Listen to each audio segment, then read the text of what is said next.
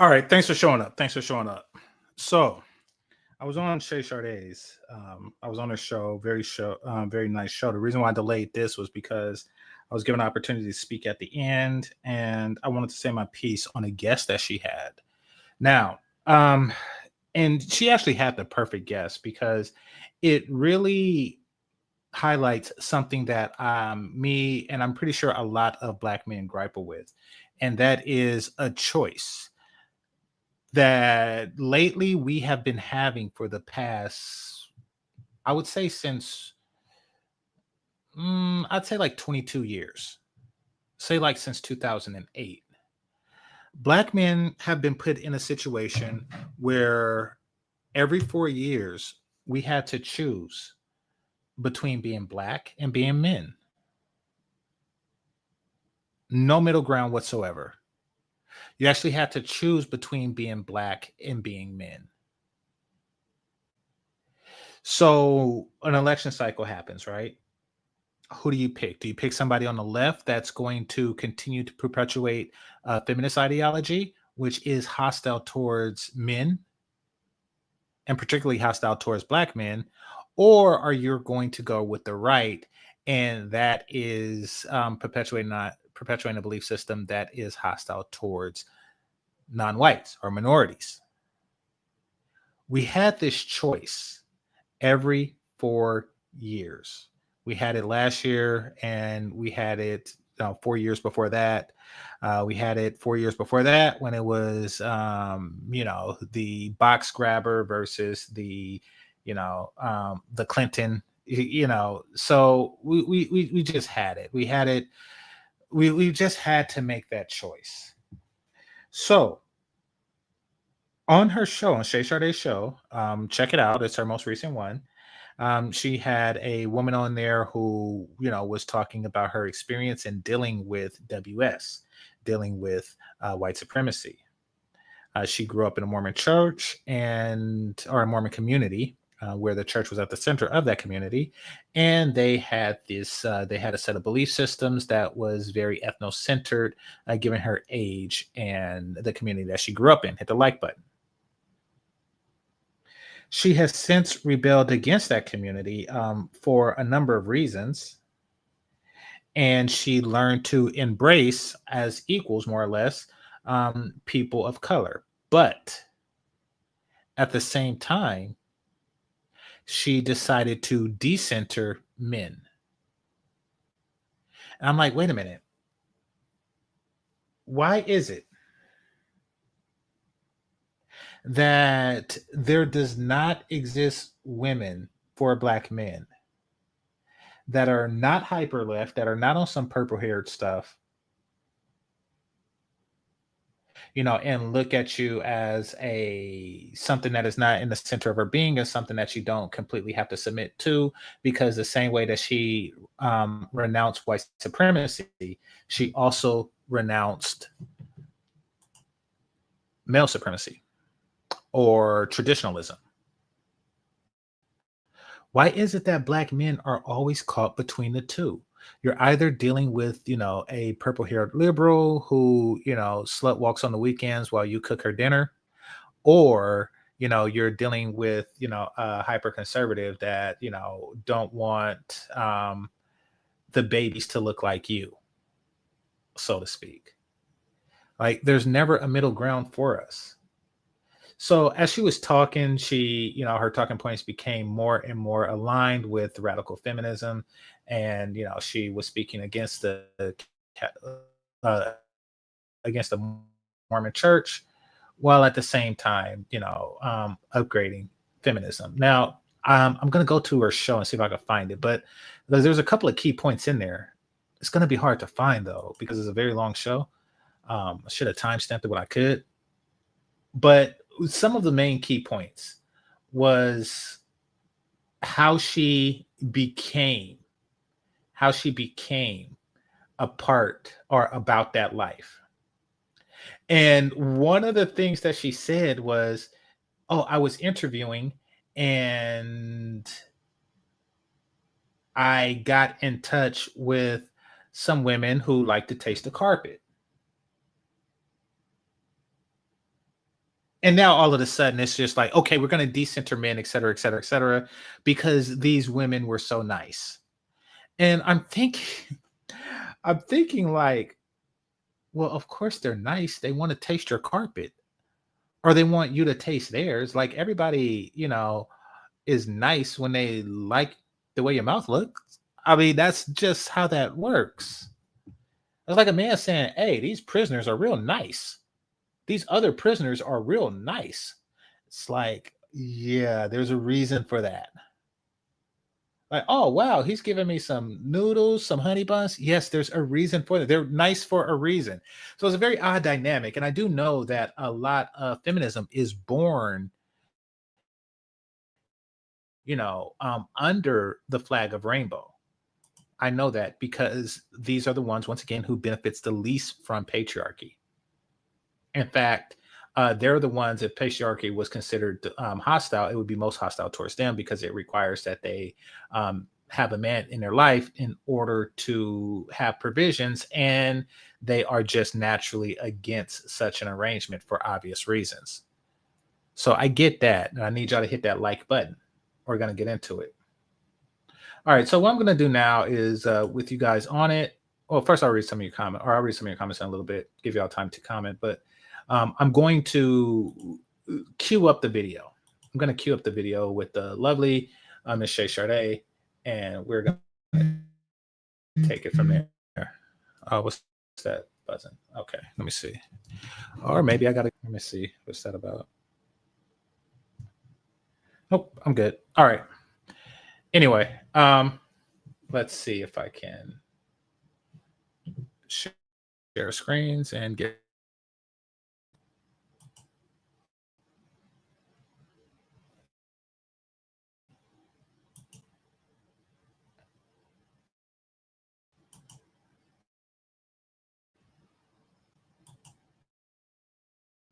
Oh, another thing that was interesting, and this goes to all of the Black female feminists, et cetera, et cetera, et cetera. She said something, and maybe if I could find it out. She said something to the effect of, when Shay Sade mentioned like swirlers, the white woman, as a white woman who is a pillar of the feminist community, had no idea what she was talking about. Women not threatened by your swirling or et cetera, et cetera, et cetera. And I'm talking about the non-feminist white women. Not only do they not feel threatened, they don't know it exists. If there was an aggressive push of white women to Black peen, and some may argue that there is, or at least was, because it was heavily promoted. If there was an aggressive push towards such a dynamic, blew about it. They would know about it. They would cry every day, et cetera, et cetera, et cetera. It would be cry, little sister, every single day. So it's amazing that these women, these are your feminist sisters at arms. They don't really care about what concerns you and what bothers you. And they don't feel threatened when you are coming for the men that they are trying to decenter. Hit the like button. All right. So let's see. Maybe I could gauge. So in and of myself, I couldn't have had any leadership, any authority, and I was definitely looked down on. So it was only your close proximity to white men. Okay, let's start here. So basically, she's saying that she was considered less than, and her only value is her fertility. That is an extraordinary value. You are a gateway to sustaining humanity. That's an extraordinary value. What are you talking about?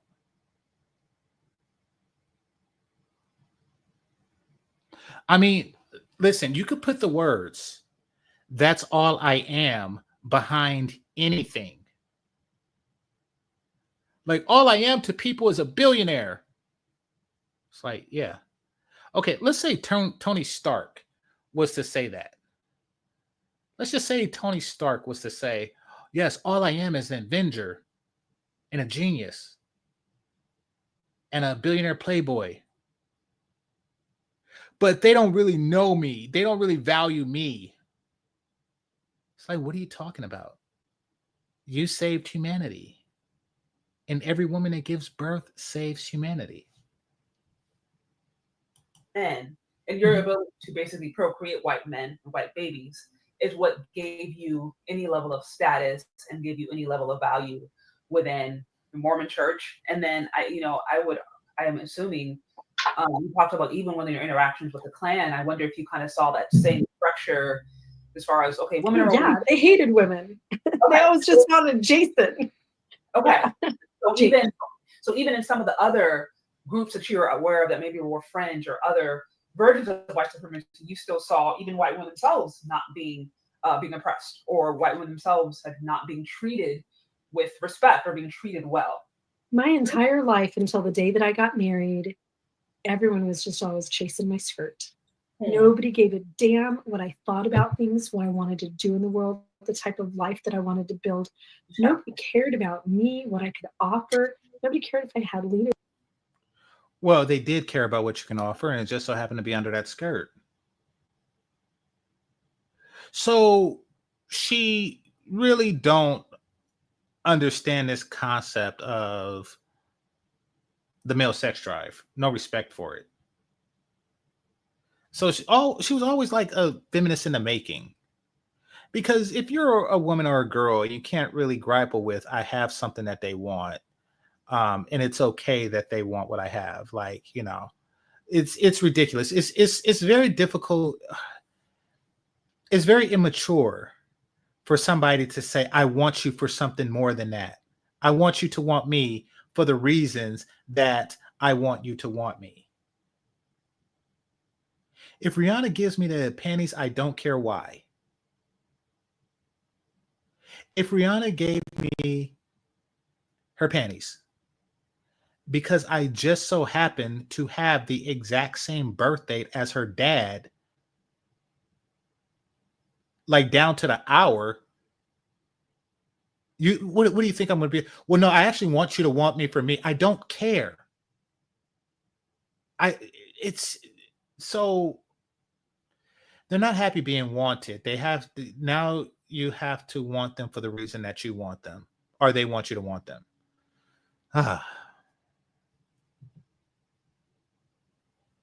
The like button. Leadership skills, if I had talents, if I had a voice.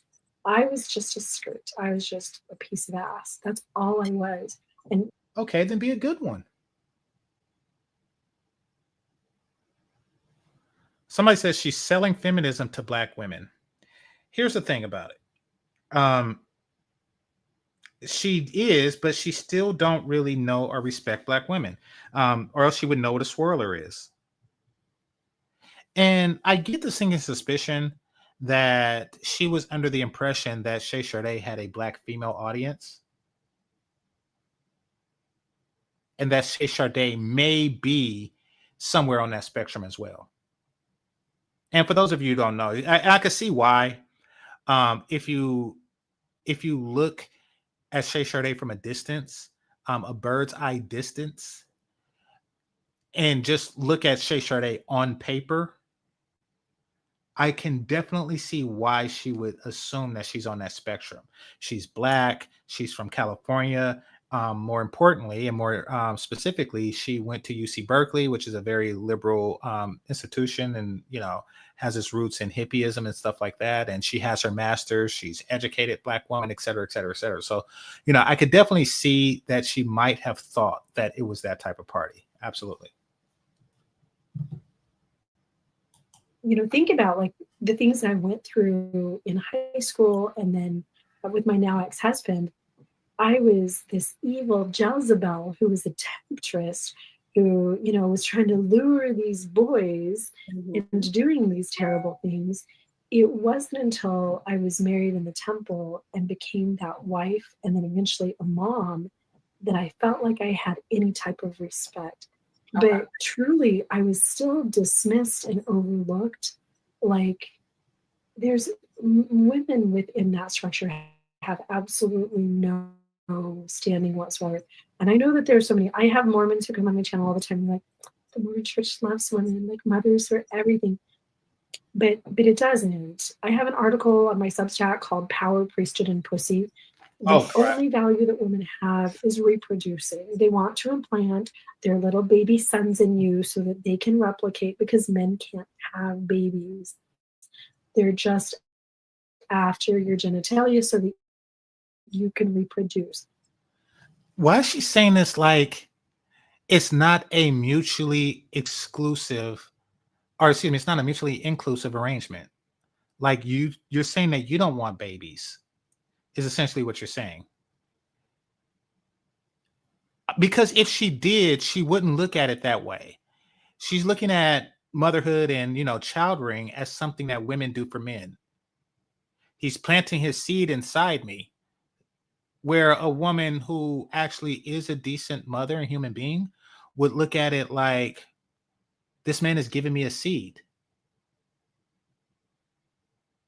And in exchange, I'm giving him soil.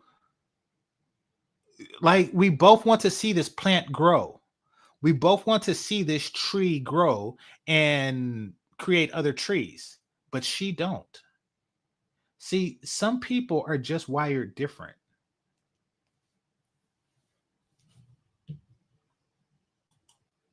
That was my only value. And in fact, if I hadn't been able to have babies, my husband wouldn't have valued me. He probably would have divorced and married somebody else. The church would have looked down on me. Look at all the stories in the Bible of like, Doesn't necessarily have to divorce. You don't necessarily have to divorce you to marry someone else. You're Mormon. um, who's the woman that she sits outside the temple?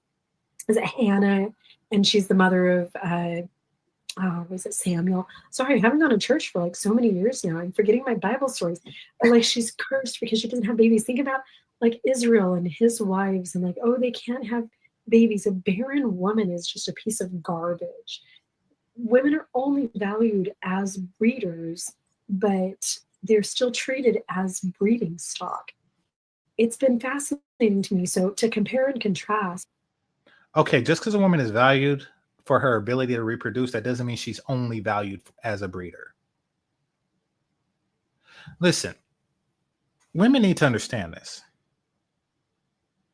If men wanted to lock you in a barn and bring you in the house just for gratification and breeding, guess what? We could do that. We can do that. And there's really nothing you can do to stop us. I mean, even if you threw away all the drones and the tanks and um, the AK-47 assault rifles, even if you threw away all of the tools of the military, we still are, just these burling, hulking beasts with extraordinary reflexes and big biceps and a backhand that will just turn your head around. So it's really not like we are incapable of doing that.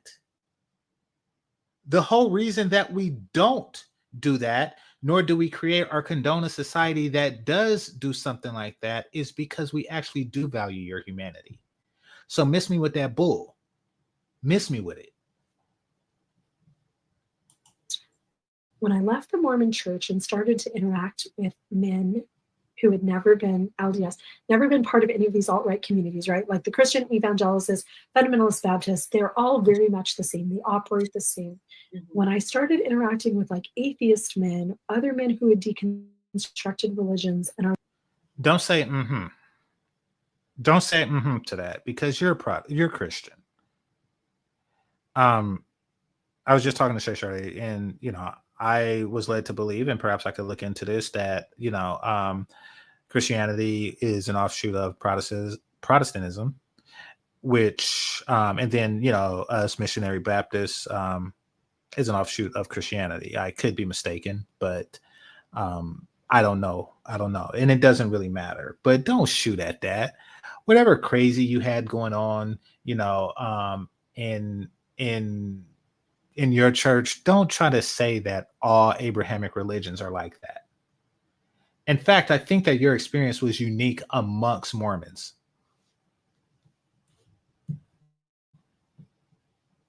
Just, open-hearted and kind, curious, good people who don't see gender, who don't deal with that stratification. It's that stratification. It's the white man at the top, the patriarchy, right? These men outside the patriarchy have been. All of this race talk is really just to unify minorities under a feminist umbrella. And Black women fell for it in the past. Or maybe they didn't. And maybe, Black women and men pretended to embrace feminism in order to get white women under their umbrella. It could be that. I mean, if you're going to have a march, it is good to have the president's sister on your side marching with you. It is good to have Eleanor Roosevelt with you. So I can see how that would be advantageous. Now this alliance has become a liability, not an asset. An extraordinary liability. But once again, our ancestors had to choose between racism and feminism. And they chose the latter. And now we have to choose. And it just goes on and on. Here, I'm gonna skip some of this because she just be blizz blazzing at him hamming. All right, so let's see. Oh, she can get it. Staying in 5-star resorts, and we go on these ski trips to Telluride, and the ski valet was ski in, ski out, and they stamp my skis on for me and help me get out onto the hill. Yeah, it was so magical. Exactly. So people are going to look at that. And actually, you know what? I wanted to let me first start by showing you this, because this is a popular content creator. You may or may not have heard of her, Nara Smith. Yes. Because Nara married Lucky Blue, and I grew up, we lived not too far away from the Lucky Blue Smith family. Oh. He's my son's age. Oh, wow. Actually, I guess it's not surprising since your family, your family's like, you said you were like pioneers in the Mormon. Girls would be like, oh my God, it's Lucky Blue Smith, because they looked a little bit similar from a distance. So I have followed Lucky Blue Smith forever, and I have friends who've gone to church from Nara. And Lucky. I immediately went to the kitchen and made her some elderberry gummies. I started by making elderberry syrup by boiling down some elderberries, water, cinnamon, a little bit of ginger, straining that out, and adding in some raw honey. Gave that a good mix and used that as my base for my gummies. I added in some beef gelatin, let that boil on the stove for a couple minutes. Let that cool slightly before transferring it over into a squeeze bottle and filling my molds with this mixture. I repeated that until both molds were almost full. I then popped these in the fridge for about 3 hours, and they were done. I had all the kids help me get them out and put them away in a glass jar. I have them take a couple of these every day, and they work like a charm in the colder months. So, seeing that, what? Wow.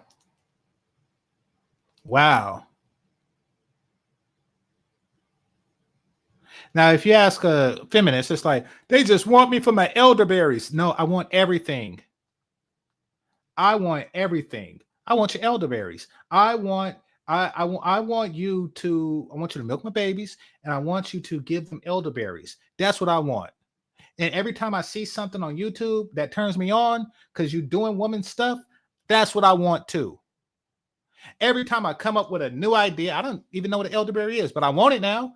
I want a chick who every time I come up with a new idea and I say, give me it, she do. And that includes elderberry gummies. Damn it. But you would swear that women are just being locked up, and Ike Turner just come with a metal hand and he put a bunch of nickels in a sock and he just smack her and say, give me some elderberries, bitch. You would swear that that's what patriarchy is. No, it is a system where all parties in that system work in tandem to make the other parties happy. That's what it's really about. She's happy giving those kids elderberries. She's happy giving those kids elderberry gummies. And they happy eating them. And he's happy to pay the gas bill so she can have the I was gonna say stove, but I don't think did she say she needed a stove for that? No, she put it in the refrigerator. To pay the electric bill so she can have the refrigerator to cool the elderberries. He's happy to do that. But women like this are only concerned with the individual happy of the females. If we're up to them, and it probably is, they will only give their daughters elderberries.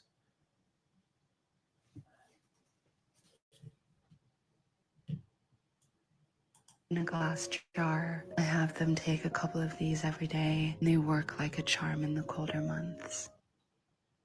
So, seeing that, what first of all, what comes to mind? Because again, we're kind of setting a stage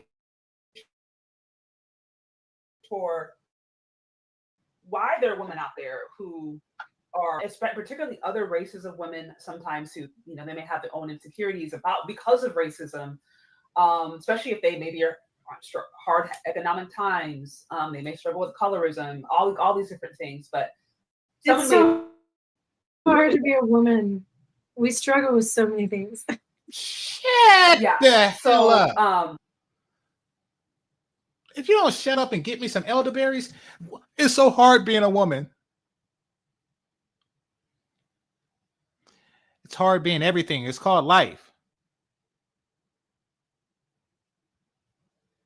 So she watched that elderberry skit, and it's so hard being a woman. Why is it hard?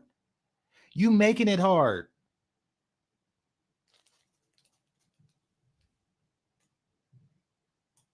But I'm just saying, someone may look at like what I just showed you and be like, "Wow, that is," and it sounds like that's very similar to the life that you lived. Mm-hmm. But you're giving a, you know, behind the scenes.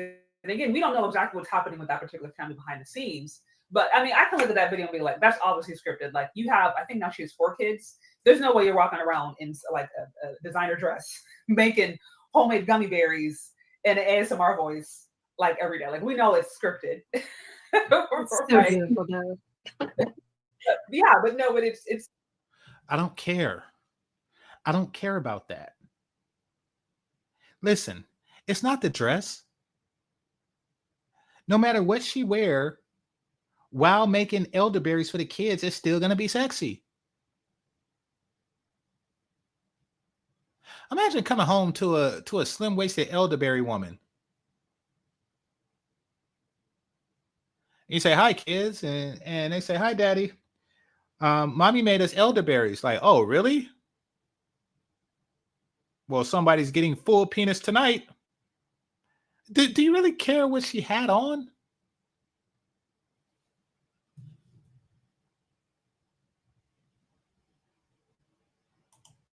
You know, it's beautifully done. That's what I'm saying. It's beautifully done. It's great marketing. It's great marketing. But like, is that real life? You know? So a couple things behind this. First of all, my Mormon husband, who put me in the fancy house and all this stuff, he dropped me like a hot fucking potato. And notice how she's making it about her. And notice how when Shay Sade speaks up the positive aspects of traditionalism, she tries to take it back to the negative. Let's see what she says. Within a few months, I was sleeping in my car, peeing in Red Solo Cup at night. I was homeless, living in my vehicle for about 3 months, and then couch surfing with friends and family for 10 months after that. After 24 years of marriage, he left me with nothing. He cleaned out the bank accounts. He more than left one. me with STD, kinds of. More than one of them, huh? And you just kind of like went around with him. He left you with chlamydia herpes AIDS. He just left you with him. He just left you with him. Okay.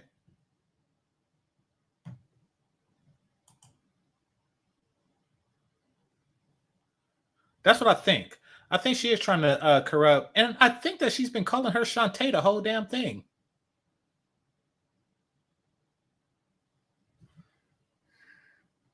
Black women, white feminists are not your friends. They don't know you. They'll sit there with your name in the thing. I could swear, and we'll play that. Maybe y'all didn't hear it, and maybe I misheard something. But I could swear she called her Shantae like 3 times. Like I could swear she just called her Shantae like more than once. But yeah, she's trying to corrupt her. Problems. He took everything, and it has taken me 7 months. It was just last October. I still had some friends that were doing a GoFund to help me pay rent. So you never want your financial stability to be dependent on a man, black, white, Chinese, whatever, ever. A man is not a plan. Wasn't it men in your GoFundMe helping you out? See, when she says you don't want your financial stability to depend on men, what she really means is you don't want your financial stability to depend on your femininity. That's what she really means. You don't want your financial stability to depend on your femininity. Meaning that it's okay to financially depend on men. It's okay to work a job with a male boss or a male CEO of the corporation that you are running or that you're working for. It's okay to be a partner at a law firm where the senior partners are all male. It's okay to ask them for money. It's okay to take their tax monies and get welfare. It's okay to live off of their child support checks. These things are okay. It's okay to receive money to depend on men that way. It's not okay to exchange femininity for resources. That's not okay.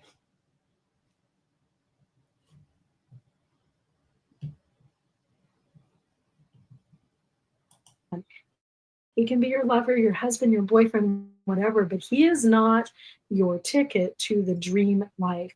I wish that I had just had the smarts to realize that my happiness, my kids eating food, having a home to live in, not having to sleep in my car was dependent on that man living there. So there's never a recipe where, oh, this type of guy or that type of guy. That's what you should base your life on, because any type of guy can drop your ass like a hot potato, and they do, and they will. There's a 65% divorce rate overall with first and second marriages, and then husbands die. So number one. Number two.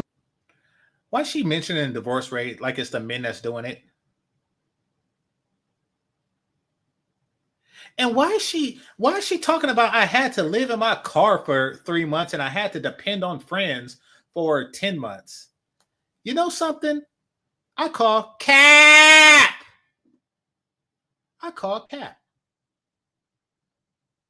Because I get it. She's supposed to be raised on, like this Mormon, rule thing and everything like that. And, to where she never heard of child support or alimony, or spousal support, where a rich man, because she mentioned like $8 million homes and, 3 different cars and stuff, where rich men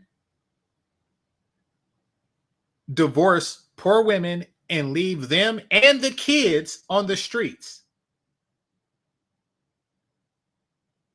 And they don't know about child support. So she's claiming to be one of those, but she knew about GoFundMe. I find that interesting. Like, you knew about GoFundMe, which is something that started, I don't know, maybe like 10 years ago. You know about that, but you didn't know about child support, spousal support, et cetera, et cetera, et cetera, that started like in the 80s.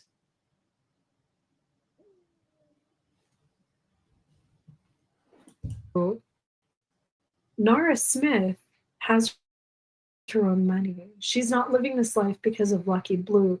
He's living his life because of her. Sure, he's one of the world's most successful male supermodels. Nara was born gorgeous. She was already on a pretty successful modeling trajectory when she was in her early teens. She's worked her ass off. She was just written up in, I think it was Forbes a couple months ago, with a Yeah. net worth of 9 million. She's a savvy business person. Okay. My ex-husband made that money because I was in his life. I ran the businesses for free. I worked as his personal servant. Plus, on top of all that, No, you didn't. No, you didn't. Double cap.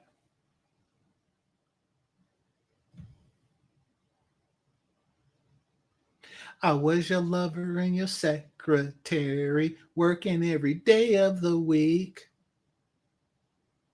They all tell that story, that waiting to exhale story.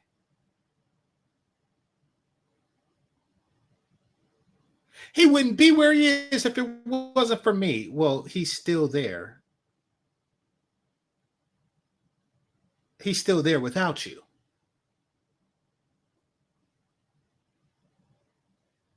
Like, how come he's doing the same thing without you, but without him, you're in a car?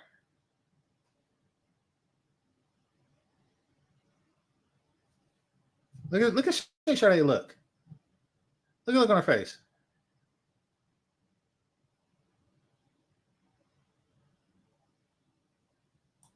cleaning his house, cooking his meals, taking care of the babies.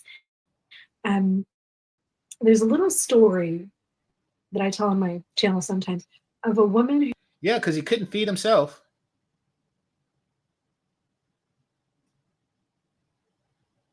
So when a guy becomes a multimillionaire, he looks to his wife and say, "Thanks for the food. I couldn't have done this without food." Somebody says she crying Emmett Till. Exactly. Exactly. Man, they're the worst. They're the worst. And white feminism proves it pokes a hole in black feminism. And that hole is we had to do it. We had to do it because our men wasn't providing for us. They're proof that if your men was the conquering providers of the universe, your ass still would do it. Because you just like doing stuff. And instead of making me some elderberry gummies, making the kids some elderberry gummies, you decide to do this crap. Hit the like button. had a billionaire husband, and they were flying home to their family or their high school reunion. Yeah. And at the high school reunion, the guy that she dated before him comes up to him, and he's just like, and on the way back, her husband laughs, and he's like, ha ha ha, aren't you glad you didn't end up married to Josh the electrician? And she said, oh honey, if I had married Josh the electrician, he would have been the billionaire. You'd be back there running the plumbing company. The power that we as women have in our lives.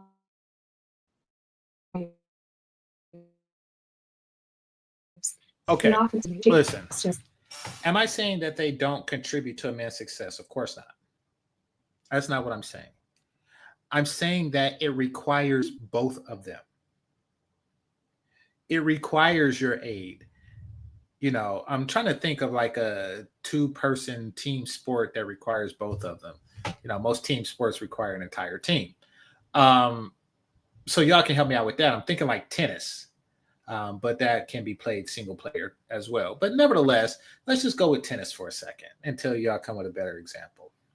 In tennis, you need both people. Like it's only the women like you who are trying to do it your own. Do it by yourself. It's like, yes, you wouldn't be a billionaire without me. It's like, okay, I probably wouldn't. So are you recommending that both of us be broke as hell, but independent?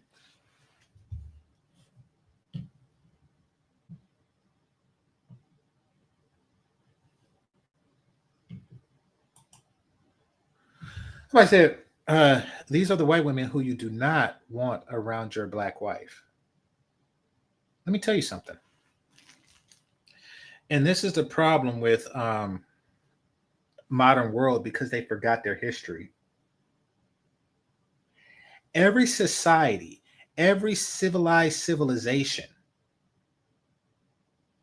has had these women in it, and they all found their constructive ways to deal with this type of women.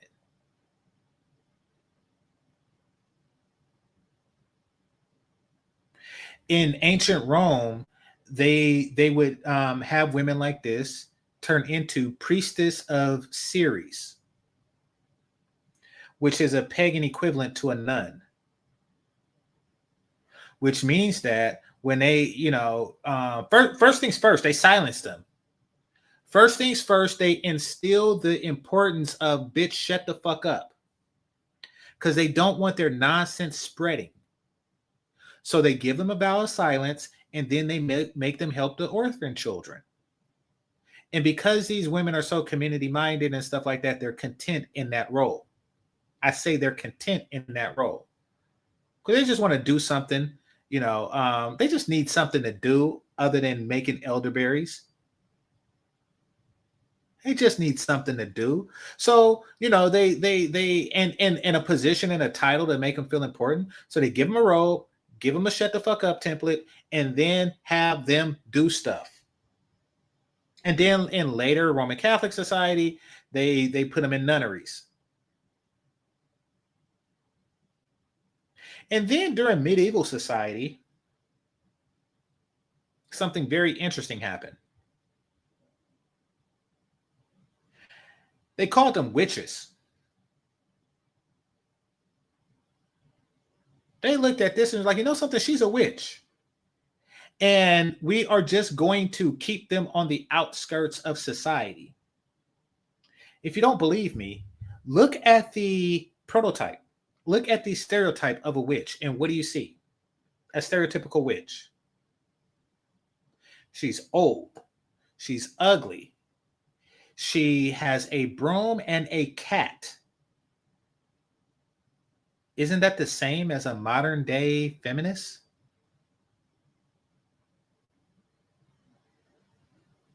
Like, magic aside, isn't that the same as a modern day feminist?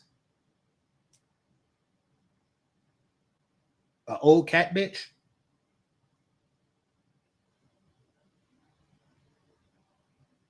So they didn't have the word feminist in medieval Europe. They just called them witches.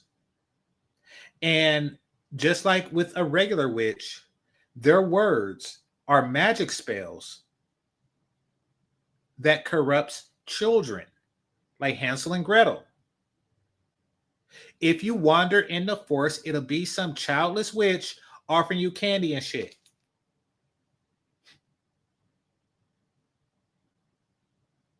It's always some old witch that takes the fairest woman in the land and try to corrupt her. It's always an old witch. Always. The witch and the feminist are one and the same. It's just a modern term to an old thing.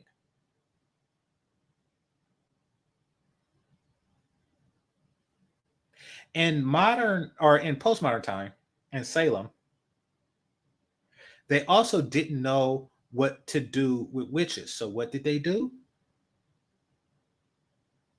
All kind of strange shit that I don't even want to think about.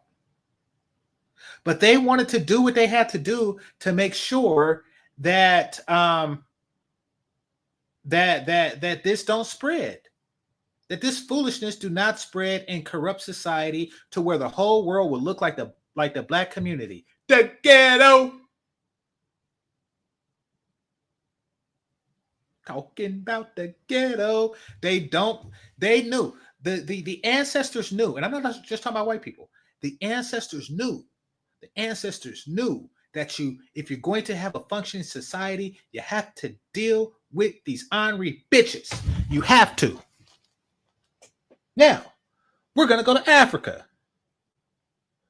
We're going to go to Africa and say what they did, what some African tribes did to some ornery feminist bitches. I'm going to tell you what they did. Hit the like button.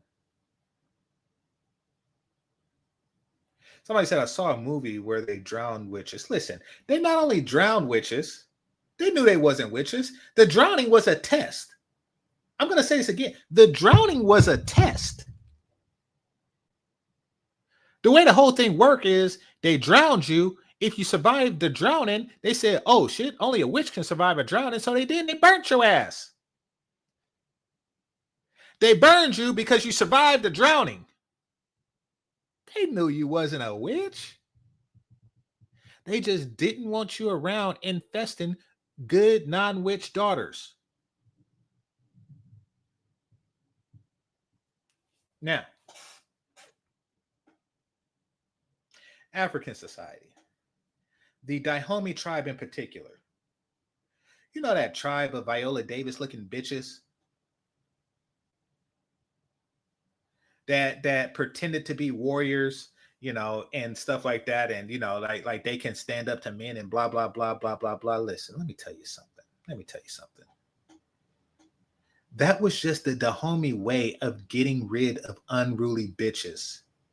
They didn't have a nunnery. They didn't call them witches or something like that. They just gave them a rifle and told them to die on the front line, like some dumbass ugly bitches should.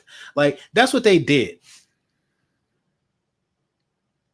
Why? Why do you say this game changer? How do you know this game changer? Because like these were the women that nobody wanted to marry. Like that was the thing about the homies.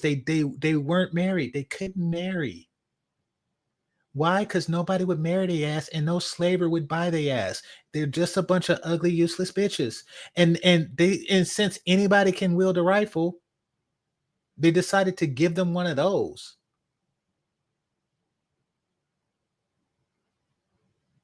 Hey, yeah, here you go. Go play. Just gave him a rifle and told him to go play and shit. And they just like wore it like a badge of honor. You fucking snot nose, snot crying, ugly bitch, Viola Davis. Like, dang, you annoy me. You'll never be Angela Bassett. You are a lesser woman. You're lesser than Shay Sade, and you're lesser than Angela Bassett, and you know it. And that's why you're doing all kind of weird shit. You fucking machete wielding, fucking bone nose looking bitch. You are disgusting. But that was the African way of getting rid of these bitches. Every civilization had a way to get rid of these bitches. I'm not even going to mention what the Chinamen did.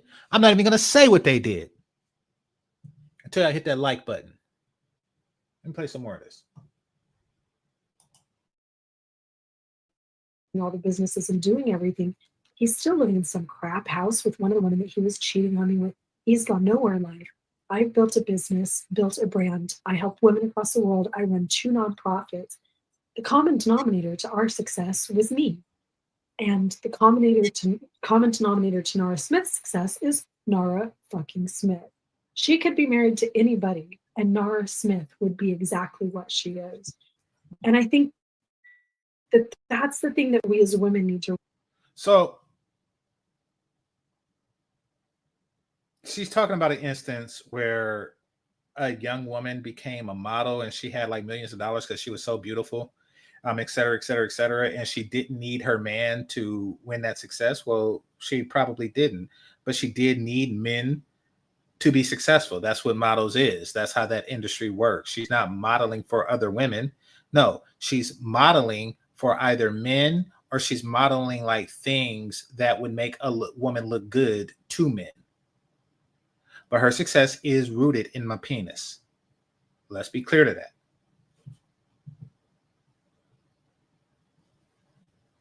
Realize we're doing all the work. We're the ones who are doing everything. So take the man out of the equation and build the life that you want. Now, again, if you want that boyfriend, if you want that partner. You hear this foolishness?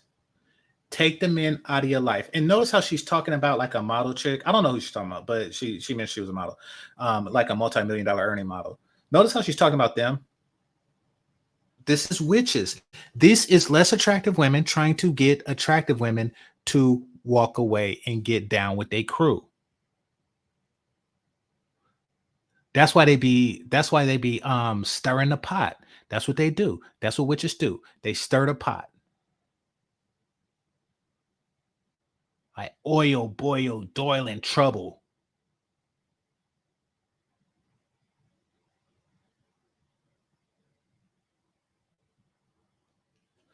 Now that AI exists, I'm going to make an AI generated movie. And I'm going to call it The Homie versus Witches.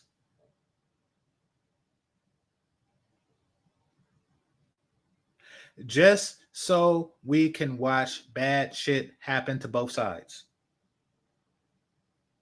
I want to watch the European witches fight off the homie tribe bitches with their brooms. I want to see that.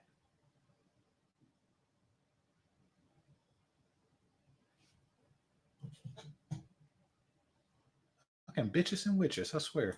If you want a life companion, but don't get the bag from the guy. Make your own. I make more money than my school teacher partner. I live the life that I want to buy myself or take myself to dinner. I do it. So, okay. So you're saying, and you do make a good point. And to my understanding, I do know Nara. Shay Sharday is like, dang. Her husband is a lucky man, especially if she start making elderberry gummies. Like, her patience is just spectacular. Because that woman's answer had nothing to do with the question.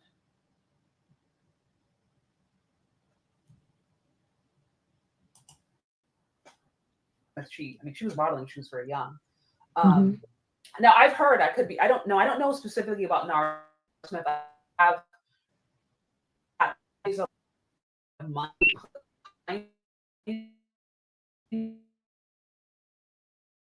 Some of Bad Wife influence. Nara Smith herself, my understanding, I have heard. It's a video I seen earlier, and I cannot find it. It was this Black girl, and she was going over all the things, asking us if she's getting scammed. And I can't find the video. If y'all find the video, can someone tag me? Thank you. Okay, that was a really, really, really quick video, but you noticed a few things that came out of that conversation. She was like, the white man experience. If you're going to date a white, you're going to have a white man experience. So there's this idea that if she don't care.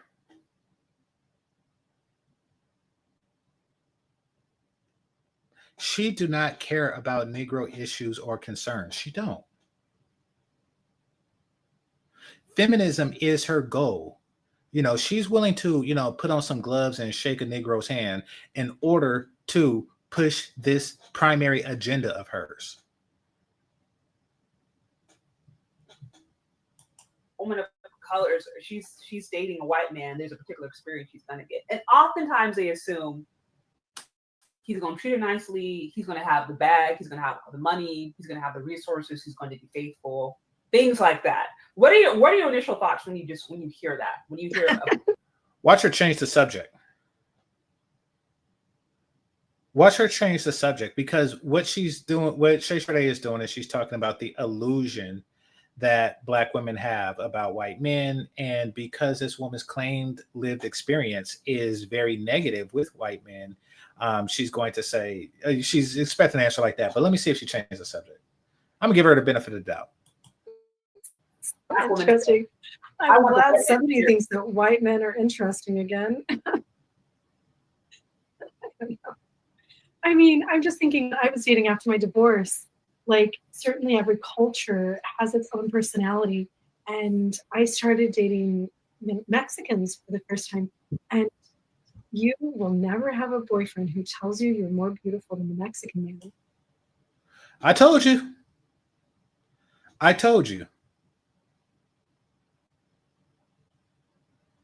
Shay Sade, what up? I got something to say. But she don't care what you got something to say. She don't care about what you got to say. You just asked her a question that pertains to black women and their idealization of white men. And her response was, I dated a Mexican.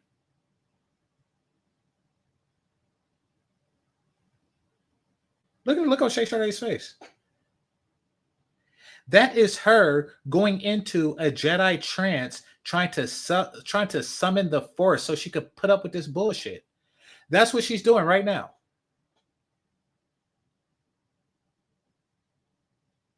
This is her trying not to give in to the dark side. Like, this is her, like, why is she talking about some Mexican dick? What the hell?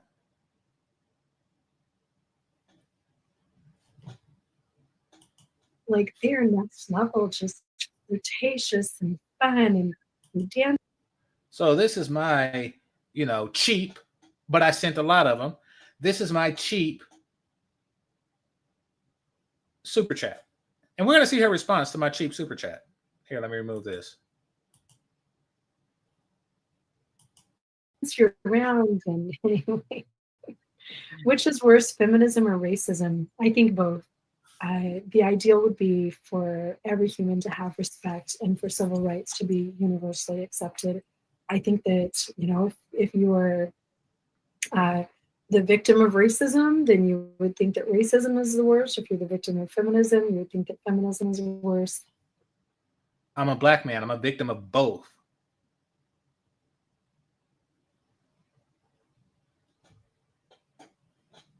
You're like that Klan in a pink hood. But the pink Klan.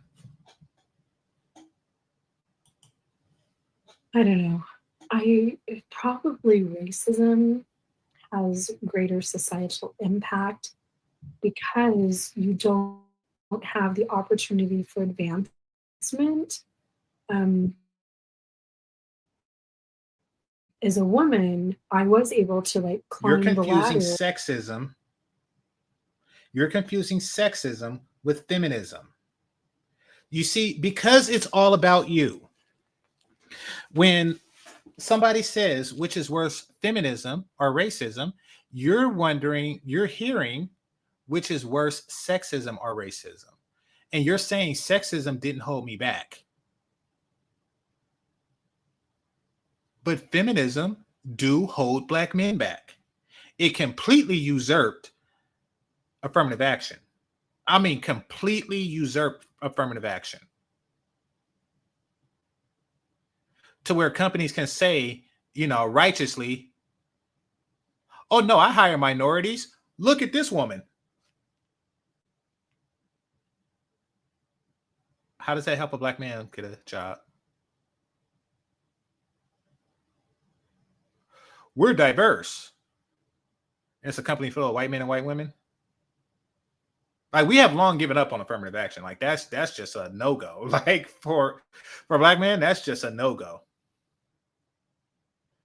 Because opportunities that was meant to help 13% of the population was now divided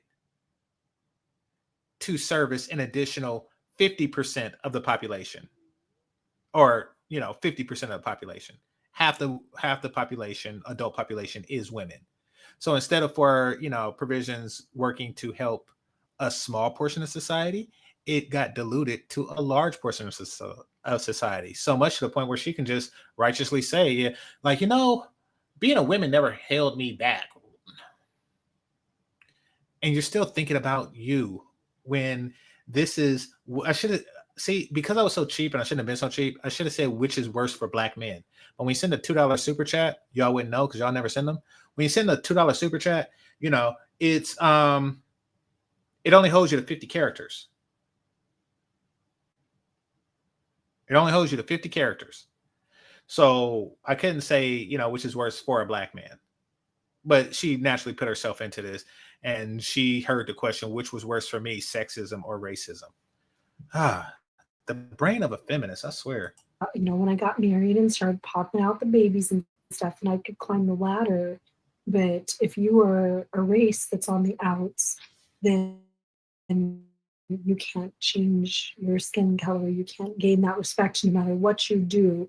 If you move into a neighborhood and you're a Mexican immigrant, then there's nothing that you can do. So I think that maybe moving up laterally is easier for women than for.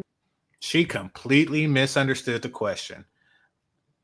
And in her misunderstanding, she realized how she really can't empathize with men.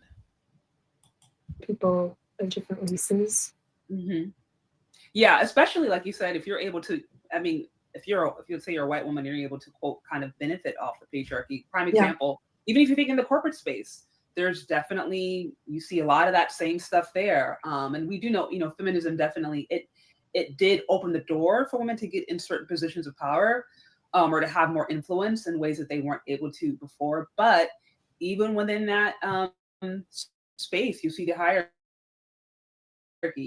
Certain people are getting the job with certain aesthetics. One of my good friends, she's a tall, sporty blonde, and we've talked a lot about even her journey in her career and how she was very aware of the way that she was treated very distinctively from other people because of the way she lived and why she was sometimes given opportunities that she may not have been as qualified for, or they noticed her more than the other person who was just as qualified because of her aesthetic. So there's a lot of different ways that.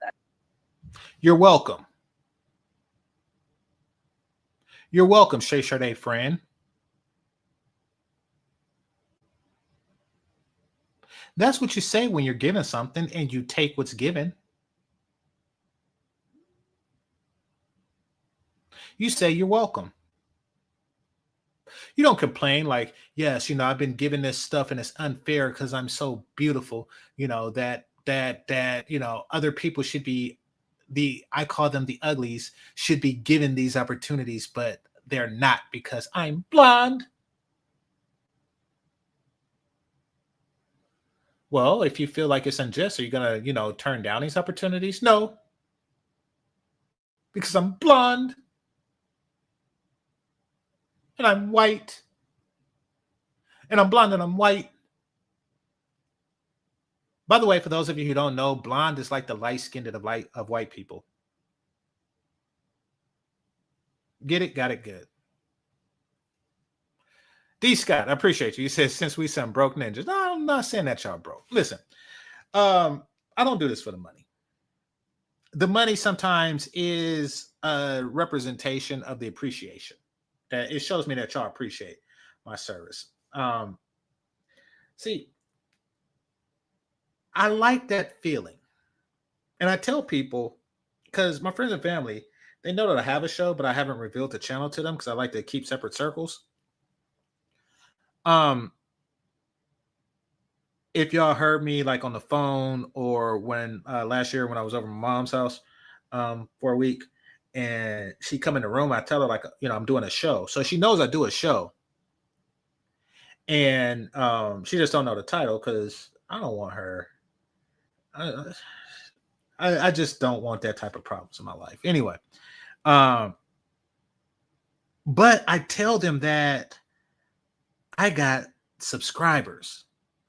And it's a good feeling knowing that I got channel members that is paying me a little less than a Hulu subscription. In fact, at the time I started doing it, I think it was the same price for a Hulu subscription. It was $5. So I would say, and this is how much I appreciate y'all. I'm being real with y'all. Like, something, what I give to my audience is as valuable to them as all of the shows and stuff that Hulu offers. And that's a good feeling. That keeps me going. That keeps me, investing my time into this. Even though it's not, I'm not paying a major bill with it. But, it's still, it keeps me going. It does. So I appreciate that. So now it's not about, cheap and, I want y'all $5 here and there and stuff. But, It is about like, man, I appreciate that. I appreciate that y'all value. I appreciate that y'all value what I do. That's what it is. This can definitely show up. Okay, so with that, kind of just to piggyback off what you were saying before, yeah, obviously, I hate making generalities also when it comes to these things. Now, it is interesting. We can make observations. Yeah, you can make observations. Now, it is what you mentioned is interesting as far as your experience. You said dating. You said a Mexican. You said you've dated one Mexican person, or you've. I dated a few. Yeah. Yeah. Well, I live in Arizona, so there's lots of Mexicans. Now, So, I will. Yeah. And that's another topic for another day. But I do know, colorism is definitely a big challenge in the Hispanic community. There's actually a content creator I was going to react to soon. He does a whole breakdown. He's a Mexican, and he talks about how in a lot of Hispanic backgrounds, actually, oftentimes the men and the women are encouraged to seek out white partners or white looking partners because of the whole mejorando la raza belief. It's like improving the race. So they also have, their own brand of white. See why she interrupt. It's not even okay, first of all, Mexicans are smart enough to want all pussy. Mexicans have a tendency to marry very young, leaving them with little opportunity for sexual variety. And just like every man, like I'm not making excuses for them. They want pussy because they're men. So I had I hired some Home Depot people to help me with something I needed help with. I'm not going to say what it was, but I needed help with something. By the way, I don't really recommend them because many times they they price gouge a lot. Like I was going to hire them for some lawn service that I needed. And the price that they were charging was more than the cost of buying the tools. Because that's essentially what you're paying for. Like if you don't have a particular tool, you know that they got it on their truck and you pay them to use the tool that they have. Else you do it yourself. They were trying to charge more than the cost of the tools. I'm like, fuck that, And I went, since I'm at Home Depot, I went and got the shit myself and I did it myself. But there was a time when I did have to hire some. And it was two of them.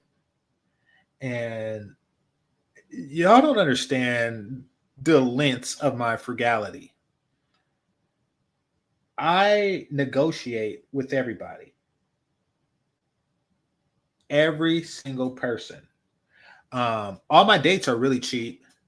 All of my interactions with people is really cheap. I negotiate salaries like viciously. And that's just what I do.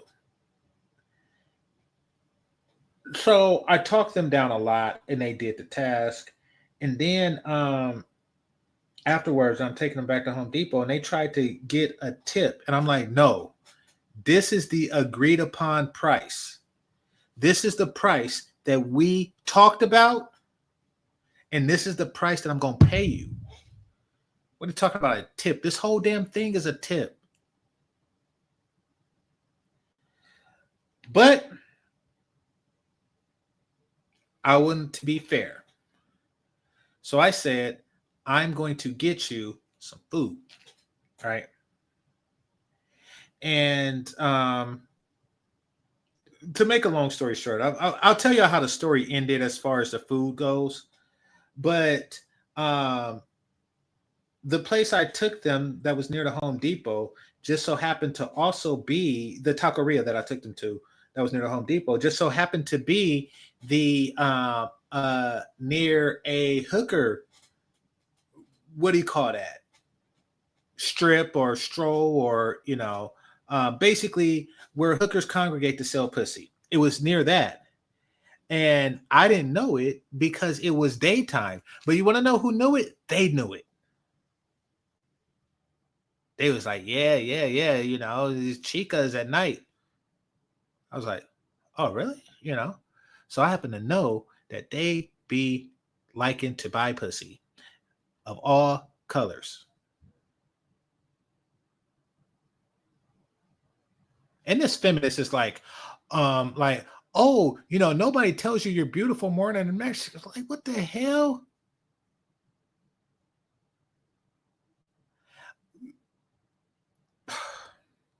Why is she acting shocked that men will call her beautiful or drop her panties? And like, that's a culturally unique thing.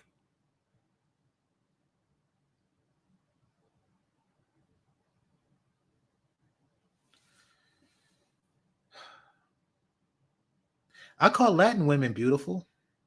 And you want to know why I call Latin women beautiful? Because that's the testing. It's sound. What are you talking about? You want to know why I call Latin women beautiful? Because it's the only fucking word in Spanish I know. And that is the truth. It's the only word I know. It's also the only word in Chinese I know. And I learned that in Rush Hour. When he was like, Shishi neat, Nahame. That's it. That's the only China word I know. So if they want to go around and saying, yes, you know, black men call us beautiful, it's the only fucking word I know.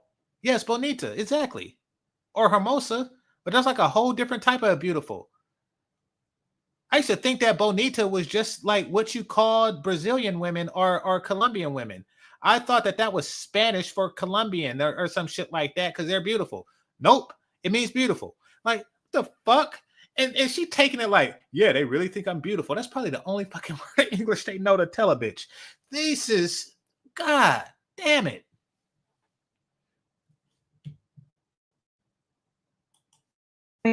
People brand themselves as like, it's so weird, right? Like, what type of confident narcissist went around the world saying I'm better and got other people to buy into that? It's ridiculous. It's, I mean, it's Feminist. That's the type of narcissist to tell people that you just talked about how you're better than your husband and how you made the money and, you know, you're the reason that white men rule the world or some shit like that. Like, you know, like, y'all put the bop in the bop shabop. Like, what the fuck? What type of narcissist you?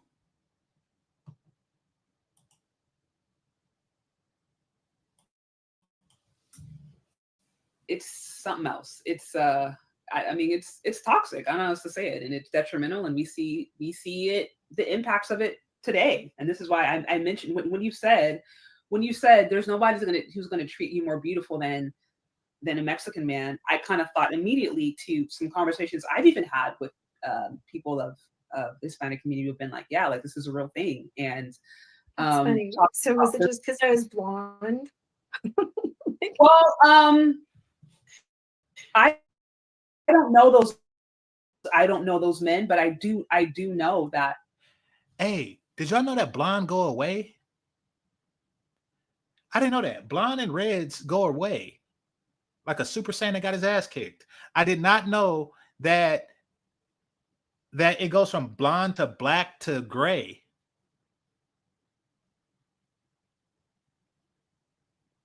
And now I do. And this is me sending another cheap ass super chat saying feminism, not sexism. But she's not going to get it. And that's also something the study talked about that I showed you, the book, Dating Divide. It talked about how when minorities come over, sometimes they actually seek out white partners because they see access to better things. So if you're looking to like live the American dream, you're going to seek out a white person.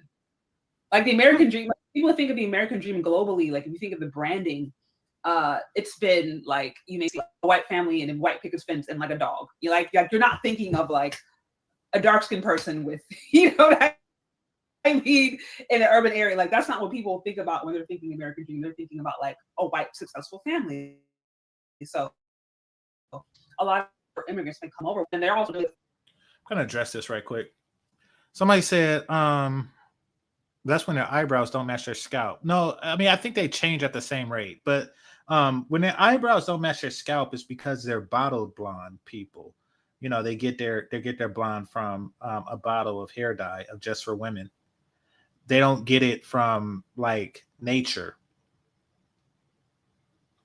And the worst example of this is the HBO series, my favorite series ever. If I could, I can't think of one better.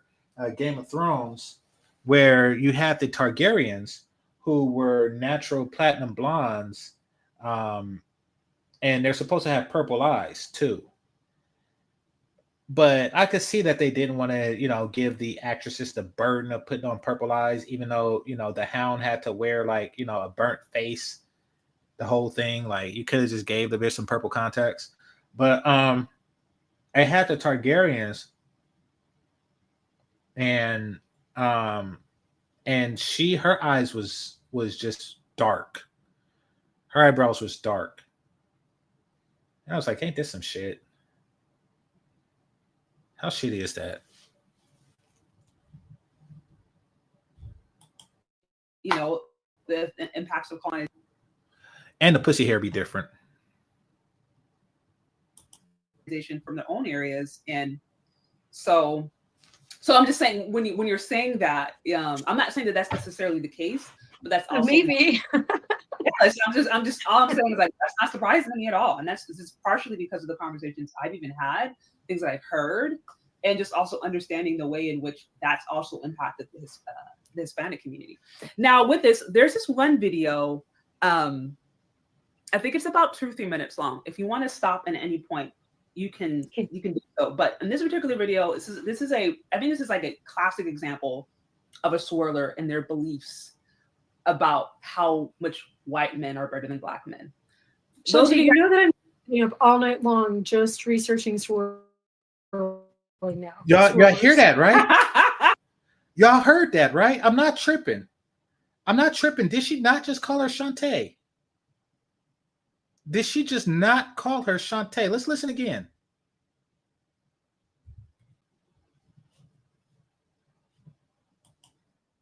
If you want to stop at any point, you can do so. But in this particular video, I think this is like a classic example of a swirler and their beliefs about how much white men are better than Black men. Those of you know that I'm. Yep. She just called her Shantae. I knew she was doing that shit.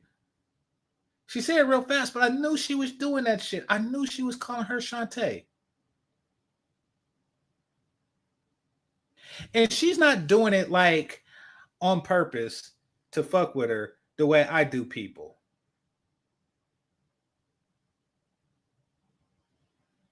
So full disclosure, every now and again, I'll get somebody's name wrong the first time, and then they'll quote unquote correct me. And I just keep saying the wrong shit because it amuses me. For example, there was this chick I used to work with, white chick, who probably didn't know why I was doing it. But so shortly after Outkast came out with that song Roses, and it was like, Caroline, it's mighty fine half the time. But like in my head, I just kept hearing those words, Caroline, Caroline. So her name just so happened to have been Carolyn. But what did I call her? Caroline. I knew her name was Carolyn, but fuck her. I was looking for an excuse to say Caroline.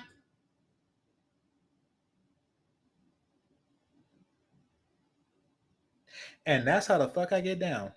I did this shit with this woman named Lisa when Bye Felicia came out. Her name wasn't Felicia. Her name was Lisa. But fuck if I if I just say bye Felicia all the time. Uh I used to say sorry, Miss Jackson, but her name was actually Miss Jackson. So it's shit like that.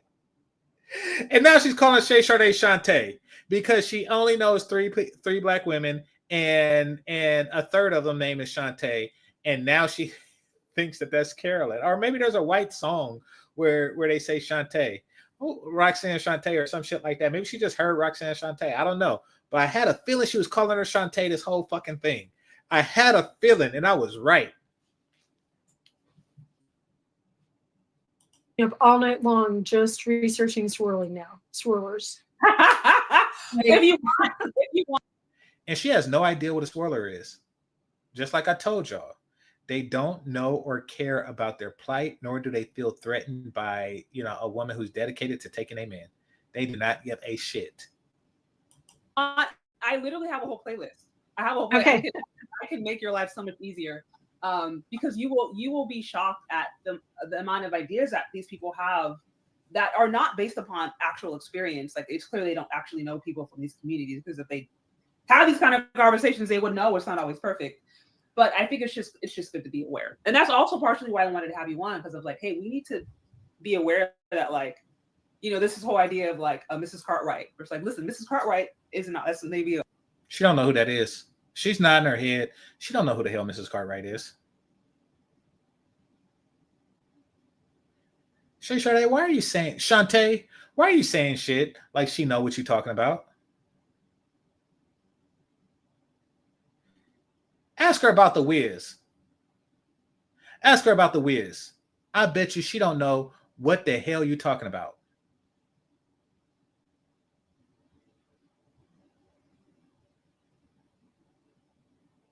Sometimes I troll white people that pretend like they understand shit. It's easy to do. You just say something like, when I say who's the master, you say, and then you wait for them to respond. Now I'm going to ask you men. When I say who's the master, you say, type it in the chat room.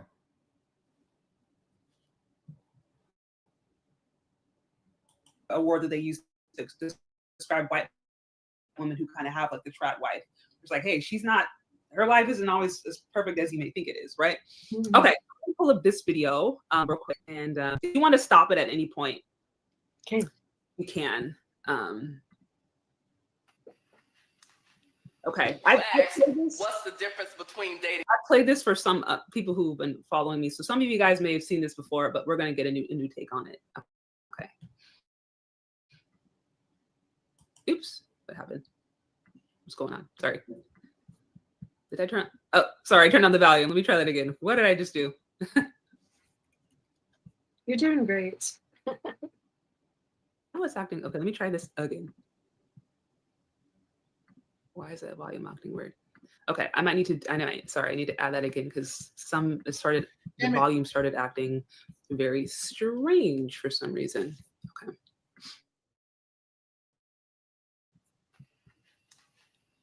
You asked.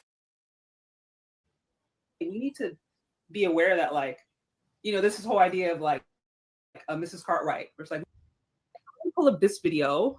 What's the difference between dating? I played this for some people who've been following me, so some of you guys may have seen this before, but we're going to get a new take on it. Okay. Oops, what happened? What's going on? Sorry. Did I turn?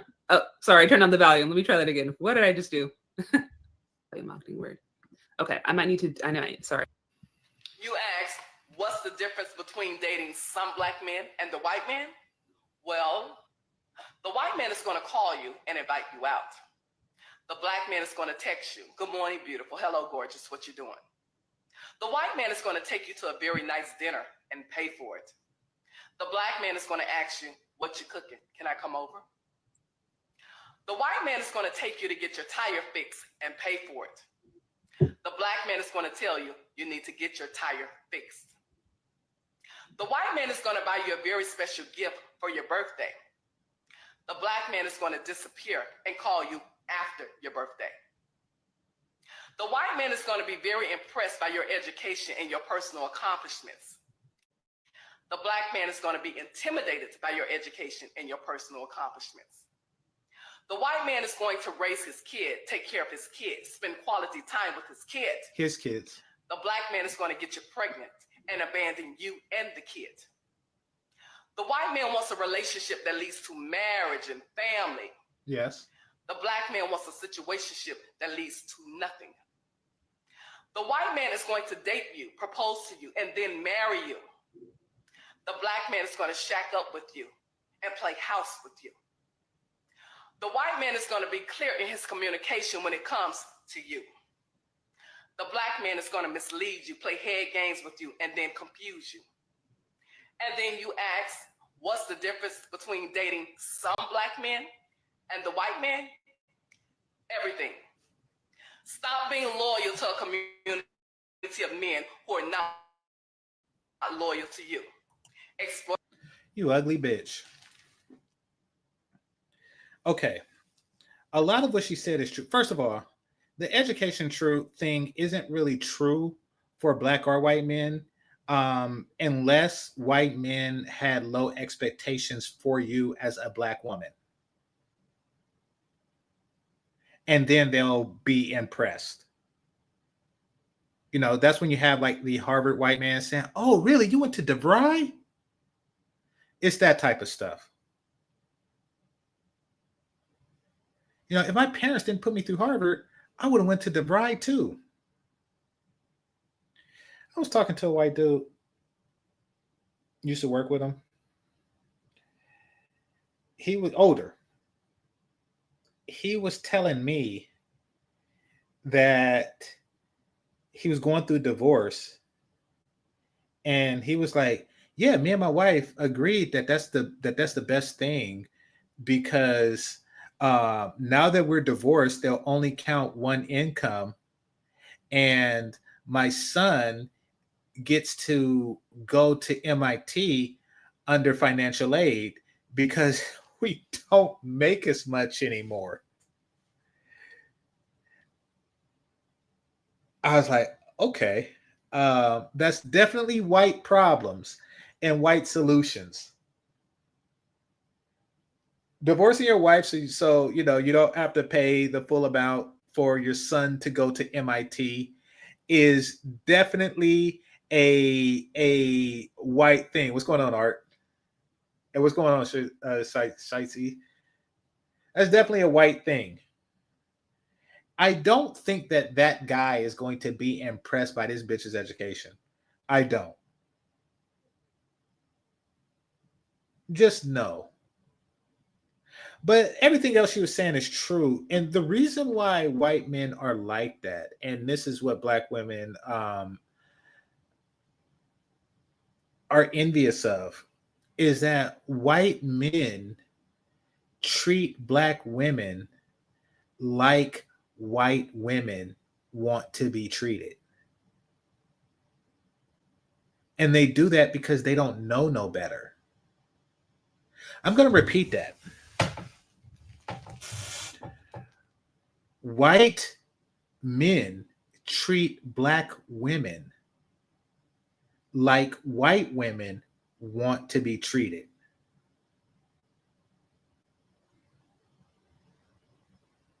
And there you have that. So what that means is that, how can I say this? Black men treat black women like black women want to be treated. See, black women don't respect certain things. Let's go back to what she was saying. I'll give example like case by case. Hold on. Maybe one more. Okay. Marriage and family. Intimidated by your education birthday. The white man is going to buy you, and it's going to take. The white man is going to call you and invite you out. Okay, case in point. It's not that black men have a problem with calling women black women. I was one of the last holdouts. So y'all gotta understand, I'm old enough to know of the before time. Not only when you called women, but I was actually just a little niggero when you would call them from your house phone and ask their mama or father, "Hey, is Doris there? Is Shantae here?" So I come from that train of thought. So after a while of doing that, then it moved to like regular pagers where you turn numbers into letters, and then two-way pagers, the Motorola's, then the flip phones, and then the Blackberries and stuff like that. So right around the Blackberry time, it became uncool. It became uncool to call. It's like in my mid-20s. So when that happened, black women made it clear, don't be that dude that calls that'll dry their pussy up. So my point is that they trained society between negative and positive responses, or through a process of negative and positive responses. They trained society, black male society, to text as opposed to call. And now they're saying you should call after 20 fucking years of closing your box to anybody that called. And trust me, they'll still close their box. They're just saying that to say, oh no, we mess with white men because they call, not text. Like, shut the fuck up. Shut the fuck up. You know how trends change like from time to time? Like on 21 Jump Street, they said, like 1 year it was like one season or the first movie, everybody it was a cool thing to do to just like wear one strap on your backpack. Don't do two or you're lame. And then by the next one everybody was doing two straps. It's just some shit like that. Black men hold their backpack with one strap. White men hold it with two. That's what the fuck she sound like.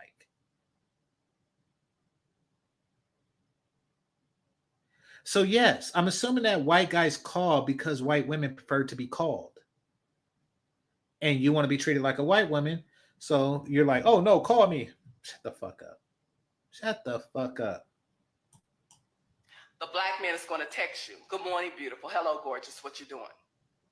The white man is going to take you to a very nice dinner and pay for it. The black man is going to ask you, what you cooking? Can I come over? Yes. And that shit turns you on. That shit turns you on.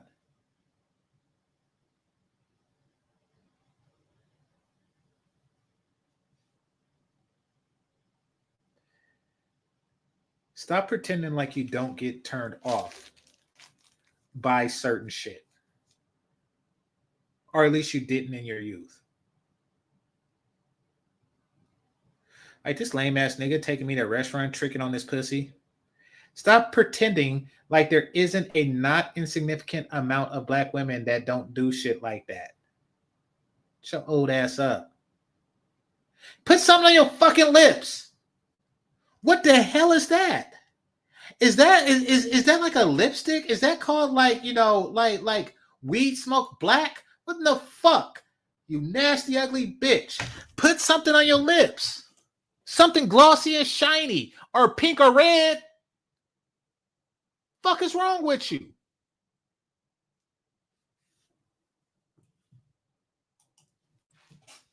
The white man is going to take you to get your tire fixed and pay for it. The black man is going to tell you, you need to get your tire fixed. Depending on what stage in a relationship, that is complete and total bullshit. Depending on what stage in a relationship, that's complete and total bullshit.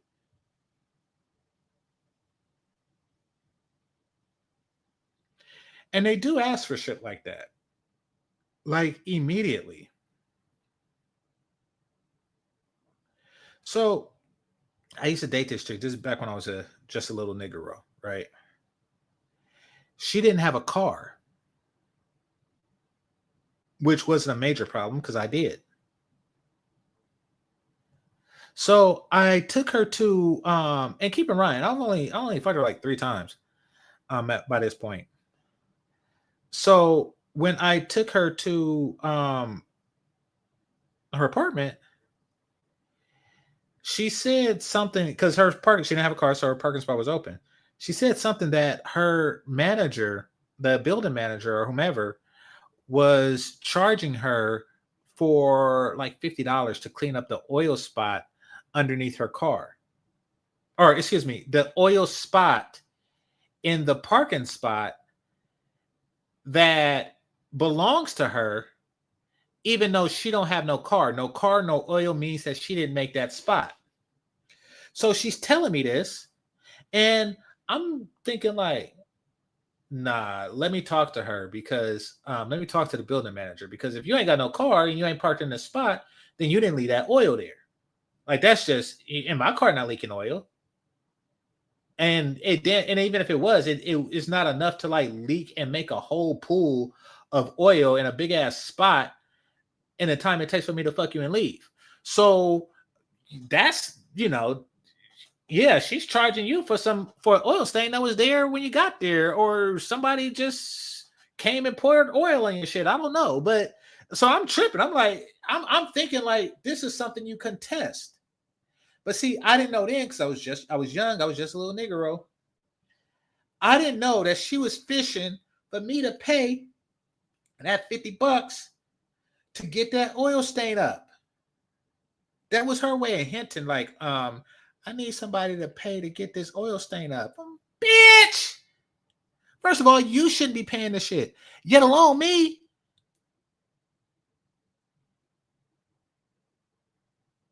In fact, I might have been paying to clean up the oil of the last nigga with an oily car that used to fuck you.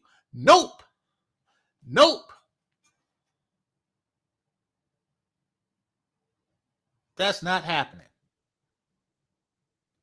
So they do present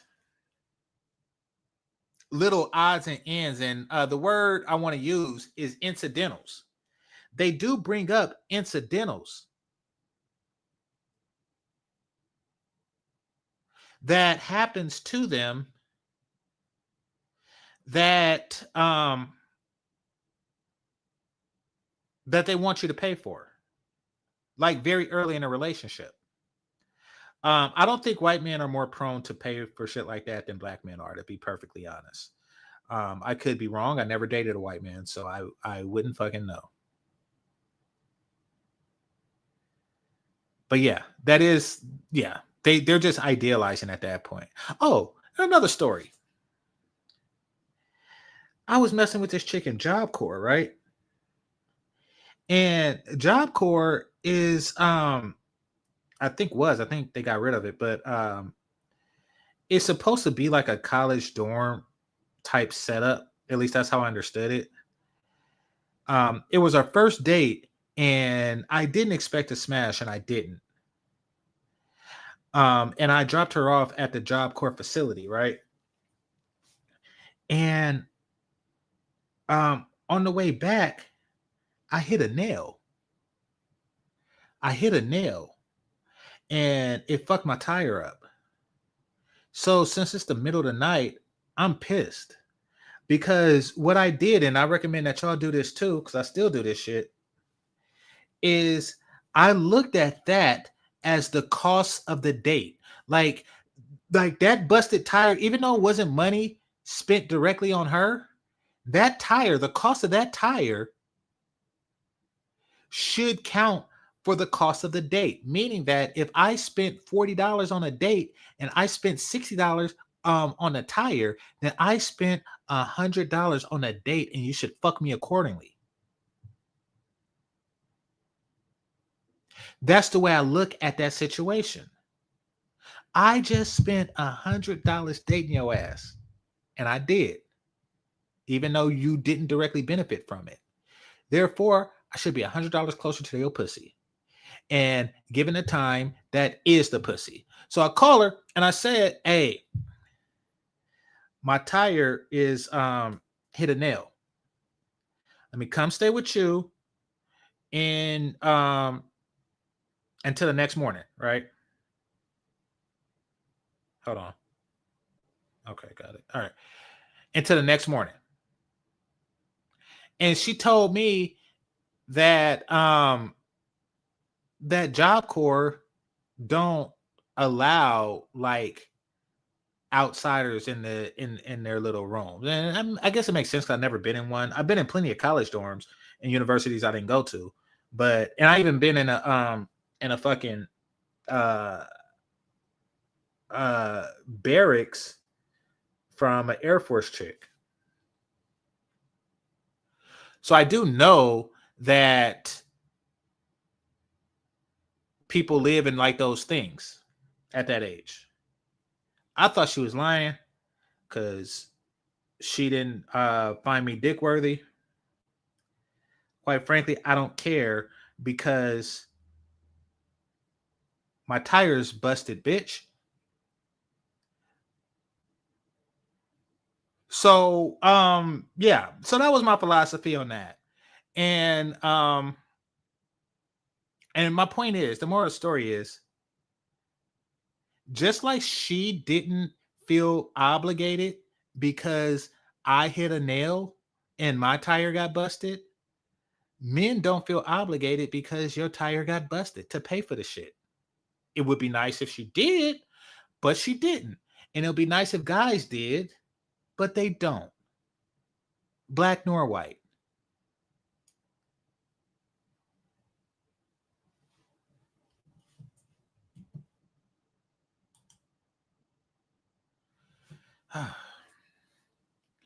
That statement is crazy. Then you wonder why women act like pros. I don't wonder why.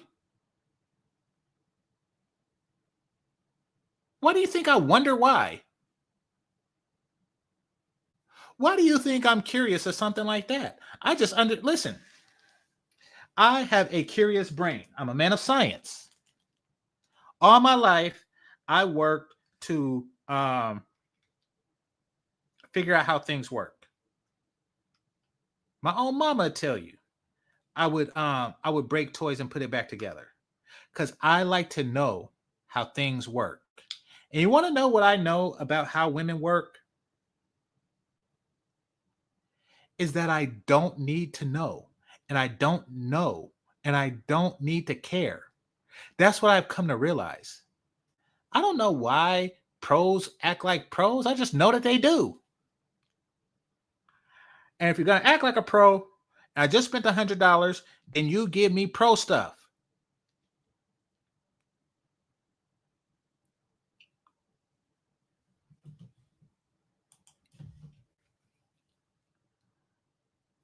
No, I don't want to pay for cat so bad.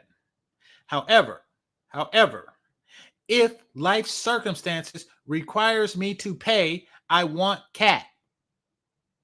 Once again, if life circumstances requires me to pay, I want cat. You're damn right. You damn right. Want some cat?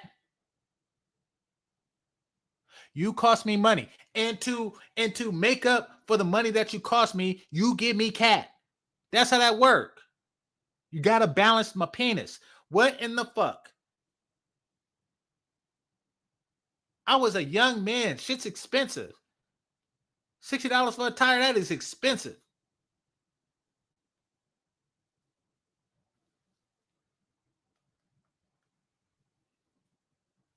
And then I had to waste a AAA call?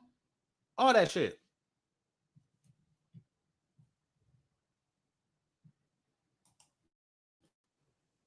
The white man is going to buy you a very special gift for your birthday. The black man is going to disappear and call you after your birthday. The white man is going to be very impressed by your education and your personal accomplishments. The black man is going to be intimidated by your education and your personal accomplishments. Other bullshit. The white man is going to raise his kid, take care of his kid, spend quality time with his kid. The white ones, yeah. The black man is going to get you pregnant and abandon you and the kid. The white man wants a relationship that leads to marriage and family. Let me tell you something. They make it seem like we be dead beating them. These bitches be dead beating me. They be dead beating me. Now, y'all know how I always told you. And if you're new here, hit the subscribe button. But y'all know how I always told you to protect yourself. Protect yourself at all times. What's the procedure? You take the condom off, you run water in it, then you twist the tip, you twist it in a knot. You look to see if any water is sipping through, and then you put it in the toilet and flush it. That is what you do. You do not let them get access to your sperm. Don't do a facial because they'll rub that shit in their pussy. Don't think they're gonna swallow. They're not gonna swallow, they're gonna spit it back into their pussy. They want my kids. They want my babies. Got a high IQ and shit. They want my babies, but they don't deserve it. They need to get dumb nigga babies. You must protect yourself at all times, fellas. Because there's some fucking sperm goblins. And I realized this when I was like 17. I was like 17. I was in the car in the back of an oil changers. And I did not think, I just thought I was going to touch some titty. I did not think that she was going to be ready to give it up so quick. How I didn't bring any magnums, right? So, fooling around and I'm like, oh, damn, I don't have any.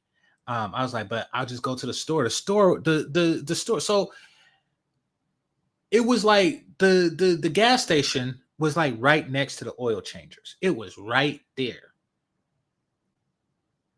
And for those of you who are from the town, shit, I'll tell you, I was in the oil changers like right across the street on Park Boulevard. And if you know, and most of you don't, if any of you know, but there's a store, there's an A&PM like right there. Like within walking distance. And I'm like, oh shit, well, let's make this happen. So I said, let me go to the store. She was like, no, I don't want you to go to the store. She just wanted this raw sperm. She wanted my raw sperm. So she could do all kind of depraved shit to my children. Fuck that. And then call me a deadbeat. Why? I don't know this bitch, and she don't know me. She knows my nickname. She would not be able to find me for shit. Like to this day, she would not be able to find me for shit. She didn't care. She just wanted my DNA. That's how fucked up it is. And then they blame you. People see her alone with a colored kid and they think I am a fucking deadbeat. Nope. Fucking sperm burglars.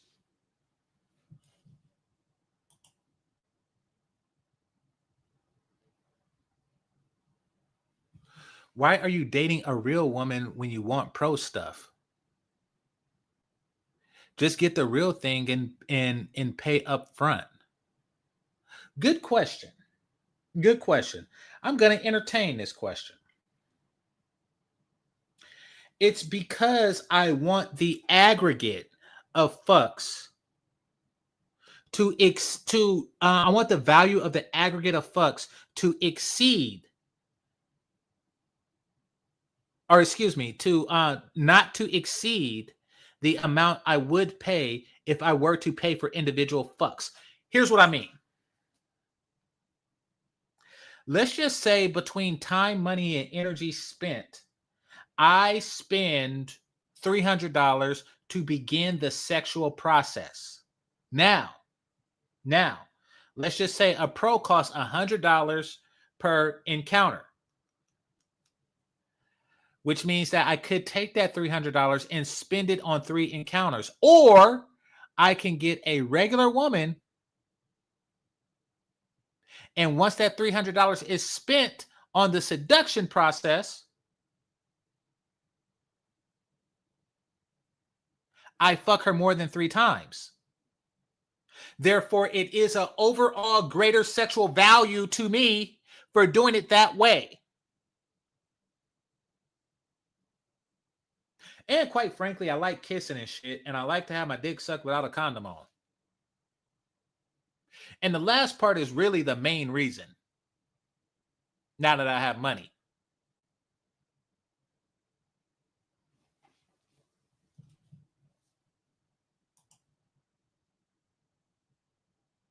Give me money. I'm teaching you stuff.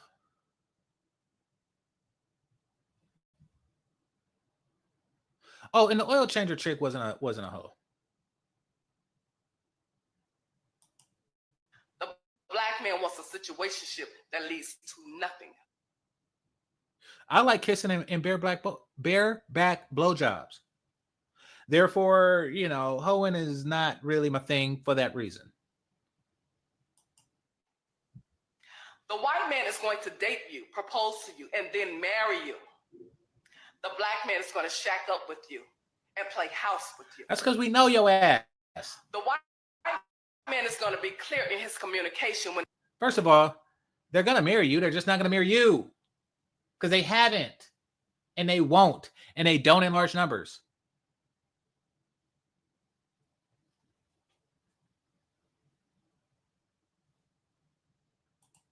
Holy crap. Black man logic. You fuck her till she's pregnant, then you pay child support for 18 years. Well, that's stupid, which is why I don't have no damn kids.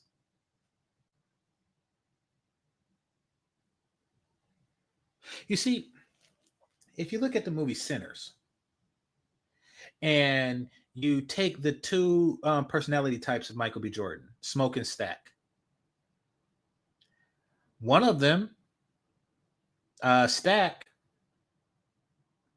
he had a personality that everybody was drawn to, and he had himself a white girl and stuff like that, and he thought like he thought. My mentality is more adjacent to Smoke, at least as it pertains to money and practical goods. He looked at situations and he said, listen, we can't take this plantation money, which is the equivalent to food stamps. We can't take this plantation money. He was like, we'll go out of business. And he knew the exact numbers. And when he talked to the China woman, he negotiated the price. He even told that little girl, he was like, listen, now we talking numbers. Now you got to negotiate. So yes, I look at things through numbers. And through numbers, the amount of fucks I get is less than child support for 18 years. Cause yeah. So fuck it. That's why I ain't got no kids. Dealing with these prostitute bitches. And these fucking baby napping bitches. And that's why I give men advice on how to avoid it.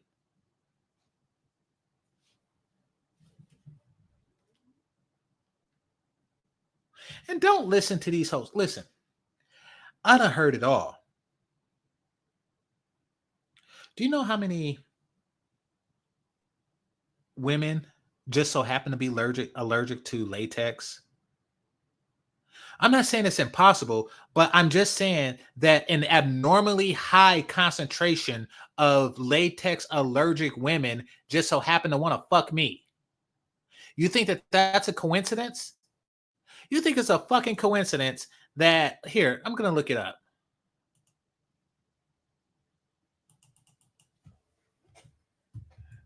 Percent of people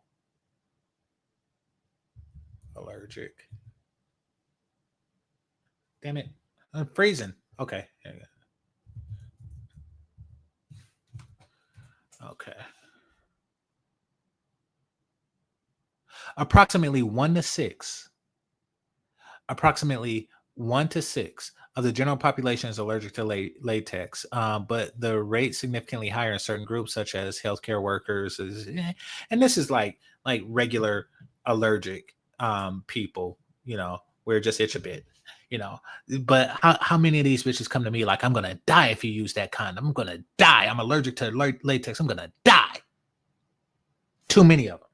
It's more than 1 to 6%. I tell you that much, which means that they are trying to get my sperm. Fuck that. Fuck that. There is a type of condom. It's more expensive, but it feels great. And hold on. And I use this when they try to pull that shit on me. Palisoprene. Is that it?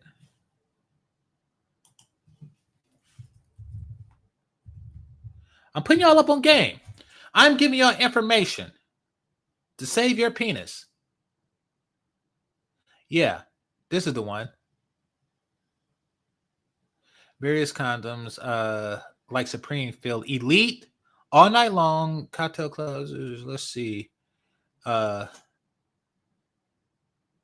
Lubricant. $8 to $16.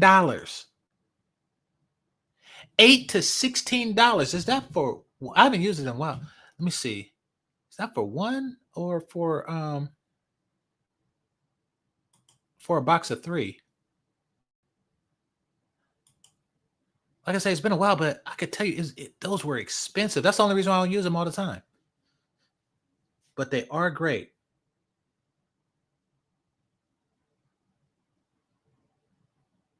Okay, yeah, it says they can roughly cost twice the cost of latex condoms. Yeah. No, lambskin is like AIDS. It's like putting AIDS on your dick. And that's something they told me in junior high. Like OGs use lambskin. Like OGs use lambskin. Like boomers and shit. I wouldn't recommend that. But my point is that I've been dodging these sperm gobblers my whole damn life. My whole fucking life. Literally. The whole life of me fucking. I've been avoiding these fucking sperm grabbers. Talk about deadbeat dad. These bitches want to be single moms.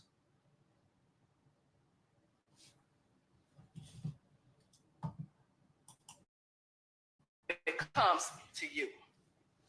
The black man is going to mislead you, play head games with you, and then confuse you. And then you ask, what's the difference between dating some black men and the white man? Everything.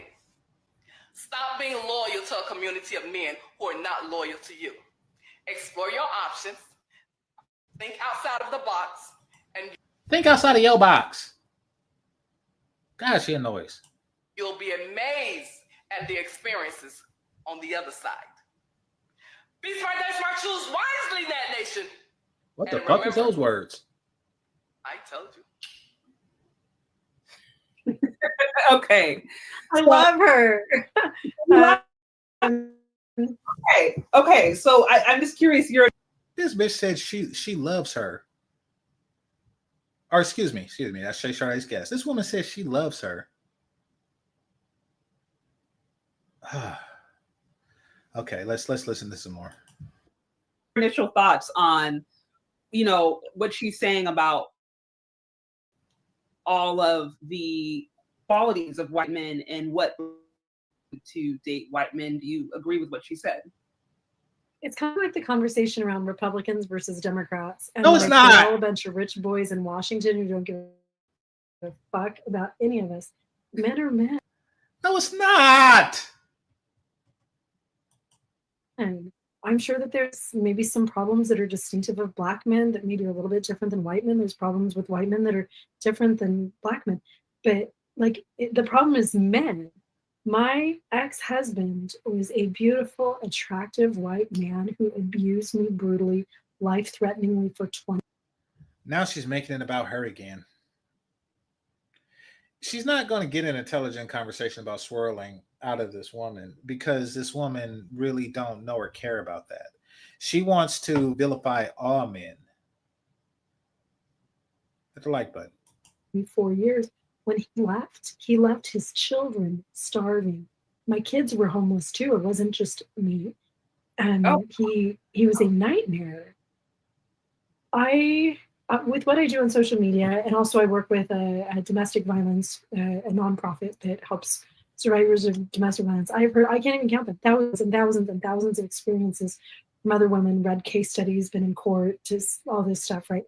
And there's no color around abuse, neglect, cheating, lack of compassion, misogyny, sexism, that doesn't have a color. Feminist That talk. comes from white men and Chinese men and Filipino men and men in Kenya and men in Mexico City and Brazil and Chile and wherever. Russian men, they're some of the worst. I dated a couple of Russian men. No offense, but they were like the biggest assholes I've ever met in my life. That's Maybe it was offensive. just them, who knows? So again, the root of all of this is a man is not. That's offensive. That's offensive as hell. No offense, but Russian men are the biggest assholes on the planet.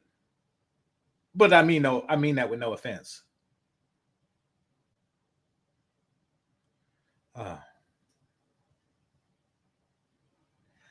I don't think that Russian men even fuck with Western women, nor should they.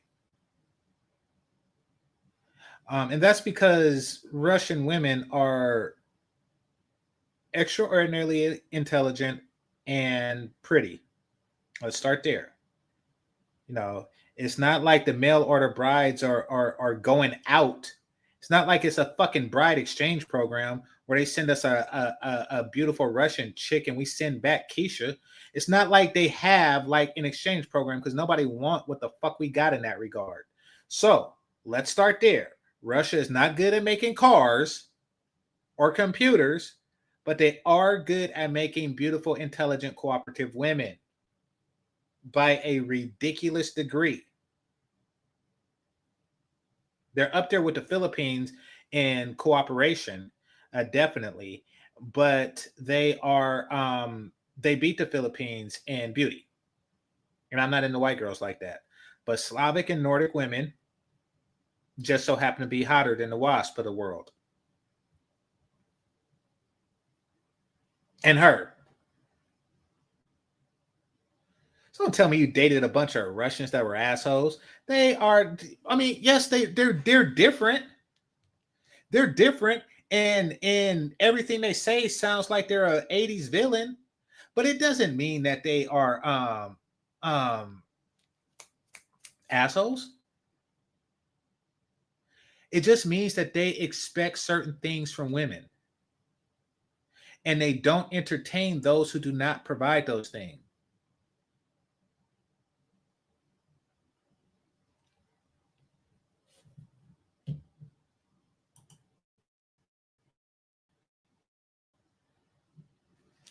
Russian women are bomb, but cold-hearted. The Russian women that I met, the very few that I dated, and the interactions with them, it's been bad and good. Like, they're heavily into, probably due to a tradition started during the Cold War, but they're heavily into physics. So I would meet them in the related classes to that. Extraordinarily beautiful. If you are to date a Russian girl, you have to be prepared to, if shit hits the fan, you're going to have to get ready to throw down with her. Brothers, one chick told me she had 11 brothers, and she wasn't joking. She was not joking. And I met one of them. It was her twin. But yeah. So if you're ready to deal with 11 brothers and, no telling how many cousins, then hey, you about that life. But but also they're not joking, because when an American woman, white or black or other, when a Western woman say that she's saving herself for marriage, that that's bullshit. You know that, if you got that crispy mouthpiece, those panties could come off. No, they mean that shit. Because the men do it too. Her brother was a virgin too. So they mean that shit. That's not a joke. They mean that shit. You have to be Christian and you have to be serious. See, Russians is what's called Russian people, and this is why you think that they're cold-hearted. Russian people are what you call serious people. They're serious people. That's why they sound serious all the damn time. They're serious. That's the word. It seems cold-hearted, And to her, it seems like they're assholes, but no, they're serious people. They're serious men and they're serious women. Very serious people.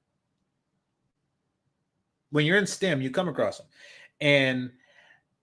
And the stuff that we would say that everybody else would laugh at, they're not laughing. For example, I was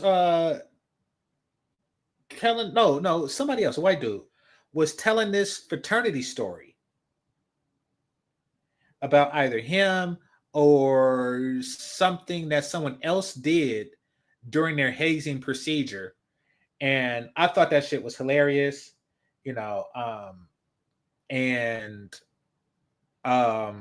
he thought it was hilarious now that the process is over. And the Russian dude was like, that is very disrespectful. That is very disrespectful. How do they treat you like this?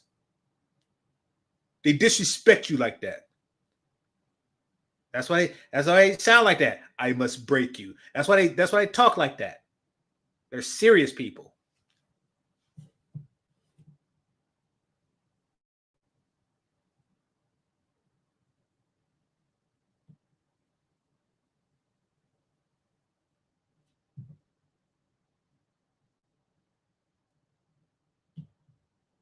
What in the hell? What the fuck?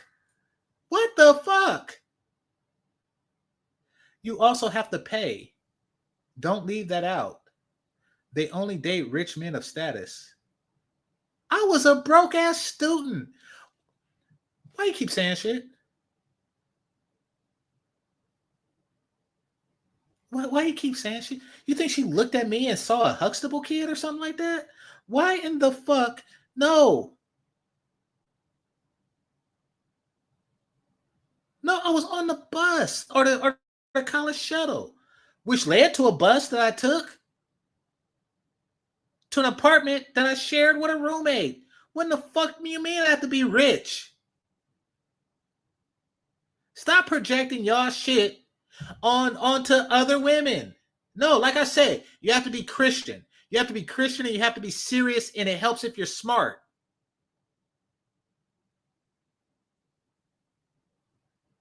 Fuck out of here.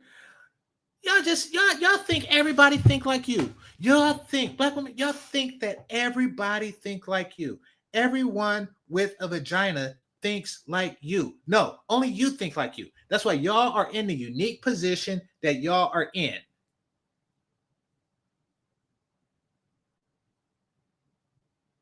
This fucked up ideology, this horror adjacent ideology where everything comes down to money and pussy is y'all shit. That is y'all shit.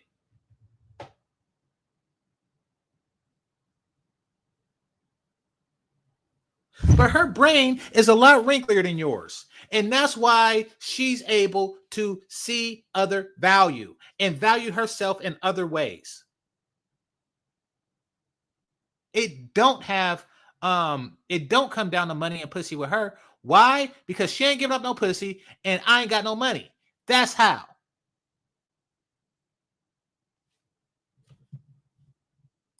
Ain't this a bitch? Okay. Fucking plan. It's time that we decenter all of them. And I actually hate seeing this woman fantasizing about somebody who's going to drop you instead of catching you. The only person who's really going to build the life that we want is us women. And I think that that's one of the most beautiful things that I've personally seen in my life is the true support and concern and compassion of just like what we're doing, Shantae. Women sharing ideas. Shay Sade. She's trying to corrupt her. She's trying to say, we need to decenter men and get together. She's trying to eat her pussy. That's what it comes down to. She looks at Shay Sade and says, that's going to be some good eating. And she is trying to eat her pussy. Like, that is their ploy. That is their ploy. They come and say, they like, oh no, we universally hate men and blah, blah, blah, blah, blah, blah. But really, she's just trying to eat that box. like Jack in the Box, like you know, and that's what she's gonna be doing. She's gonna be like drooling her pussy and shit, like the Cookie Monster, but the Cookie Monster don't really eat the cookies because it's a puppet, so it just be like num num num num num, and then the cookies be like dropping out of his mouth and stuff, and then he just put some more, and the cookies still drop out of his mouth, so he's never actually eating it. That's her. She's gonna be like on her pussy trying to, and then Juice just be drooling down and shit. That is her plan. That is her nasty ass plan. Look at her teeth. The fuck? That's her. That's her. You know, we need to desist. You are talking to a married woman. Damn it. You happy you are Shay Shardae's guest, or else I'd go full too short on you. Fuck. Damn it. And you call her Shantae.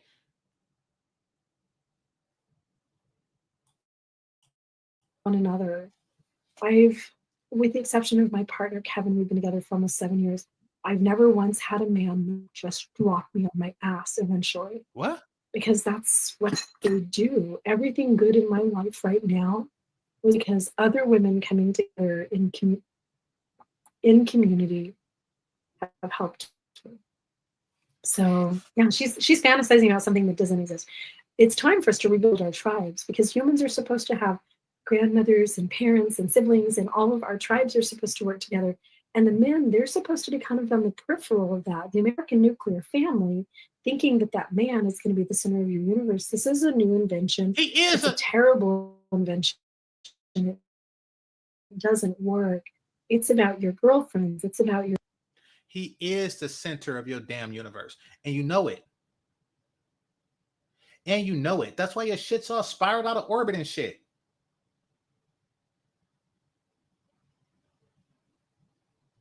Man, get on my nerves. That's all I have to say.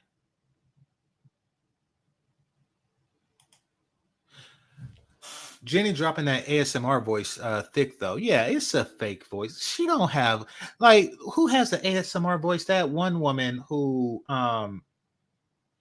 on the thing. She has like that Ayala Van Zandt ASMR voice, and Morgan Freeman has an ASMR voice, and the guy that sells Allstate and he was on Waiting to Excel has one of those voices. Who else got one?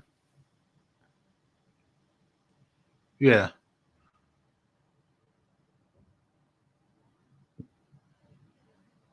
Shay Sharday don't. She has like a sharp intellectual voice,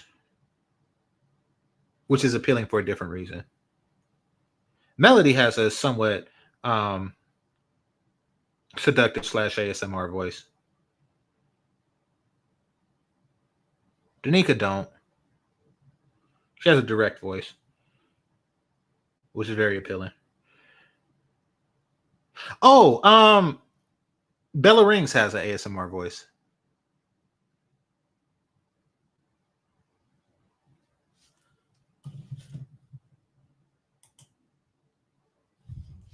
Make up your mind, because you said you want sex for dates. Now it's horror adjacent. When you ask for money for it, it is. Yes, I want sex. What the fuck? You think I didn't want it from the Russian chick? You just say anything to prove your point. What do you think my point is?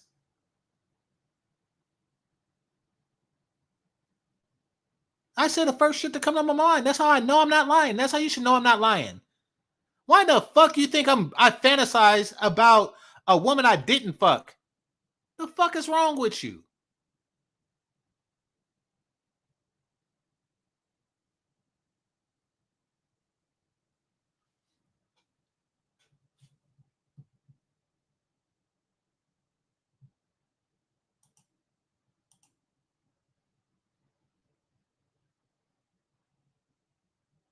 They try to sabotage other women publicly, and then they give it privately. Yes, exactly. That's what they do. That's what happened to her. She gave up her Mormon wife status because a bunch of lesbians went to one of her Tupperware events or something like that, and she got turned out. That's what happened. She got turned out. I like shit and I want you. So they did it the hard way. They did it the hard way, and drove a wedge between her and masculinity, just so they can get some box. You know who else do that? The fucking gays. These fucking gay dudes that go to these spaces, riling up the women so they could just cut into my pussy supply and think that someday I'm gonna let them suck my dick. Fuck you. Fuck you. You're never gonna get it. Ever. That's why I don't donate my organs, because I got a feeling that one of you motherfuckers is gonna get it when y'all transition. Fuck that. You are not going to get it in any way, shape, or form. Fuck you.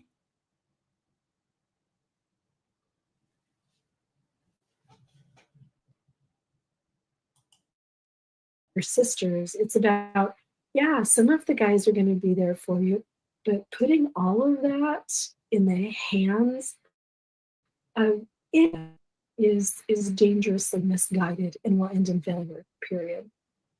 Yeah, it's what you say, a couple of things, because I've always, to a certain extent, first of all, I volunteered a few times at like different homeless shelters, and I can say there was a consistent theme that I saw sometimes of I did see sometimes a lot of battery.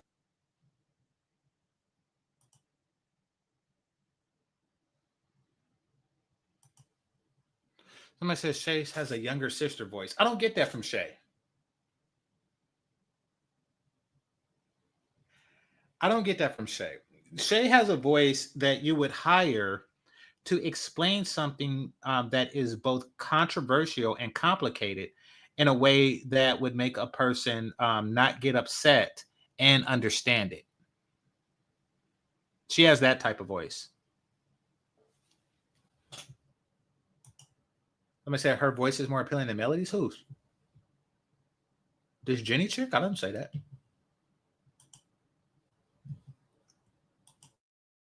Women, or sometimes just women who were coming out of their household and they didn't have any skills, they didn't have any abilities or anything, and so they landed on the street because something happened with their husband and it just landed them on the street. I'm always an advocate for women, where I think it's good to develop yourself, to have a good sense of a skill set, what you can do, what you love to do.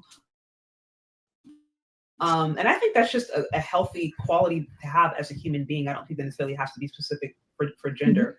I think, and I think particularly because, coming from the Black community, where there are so many broken homes, and there's been a very toxic element, I would say, or I think there's been toxic elements of feminism that have ravaged the family to the point to where now she don't care about that because she's a witch and she don't have a soul.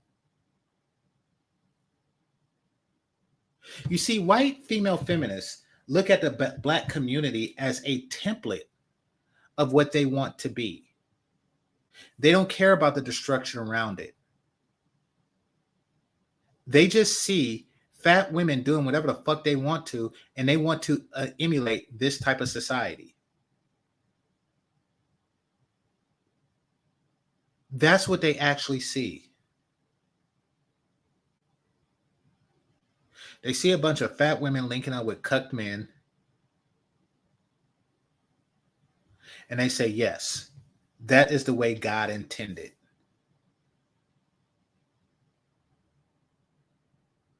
But you're a witch and God don't love you. And he don't love these fat bitches neither. Therefore, you're bringing a curse amongst your people, and you're trying to bring that curse amongst Shay Sharday. But it's not going to happen because she is a lovely child of Yahweh, and that shit don't fly with her.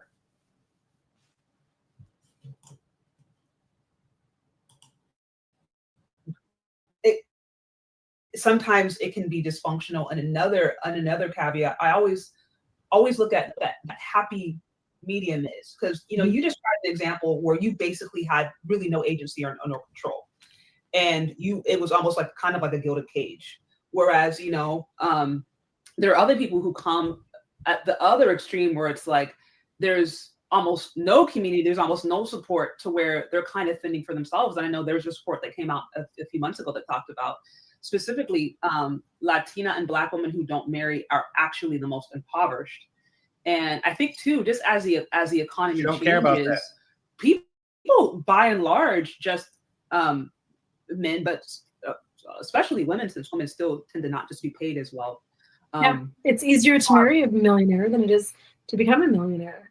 Yeah, and then I just think the economy right now is getting it to where like less people, and specifically less women, are even going to have the luxury to even know to be able to live a comfortable life if the economy continues in the way it is now. Who knows? There could be like changes, and there could I be have young daughters. I have a 24-year-old single mom daughter. She proud of that shit. All right, let me address this. Y'all saying shit. You said Danika's voice is, I was saying it's appealing in a different way. Danika's voice is appealing in a different way. Then I was saying Melody's voice is appealing because of the softness of it. I say hers is more ASMR than Danica. That's what I was saying.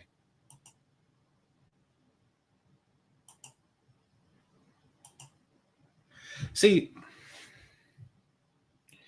Danica is hood in voice and appearance, but not behavior, which makes Danica's persona and voice completely different and, quite frankly, appealing.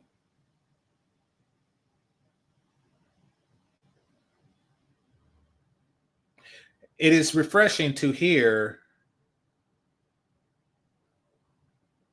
a one who's Keisha by voice and appearance speak as if they're a pick-me.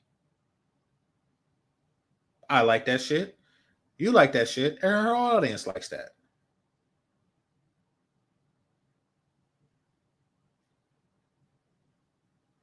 Melody has a voice of a woman who is an auntie who's too nice to tell on her nephew when he misbehaves.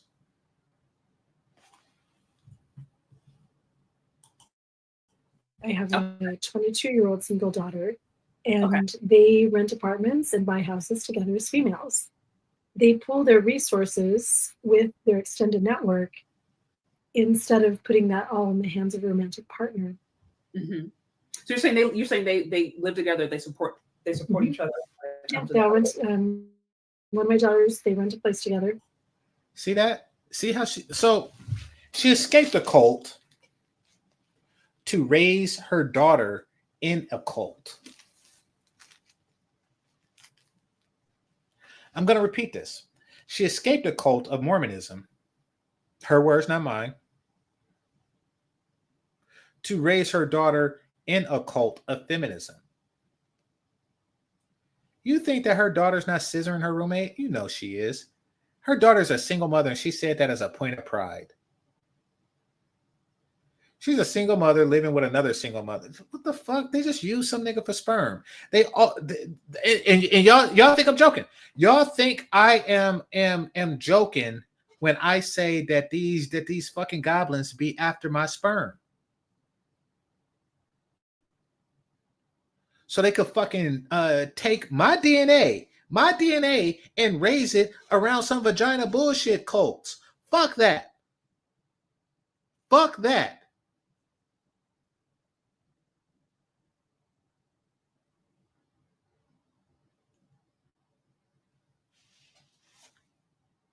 I'd send her spit it in a masturbation towel. Fuck what you were talking about.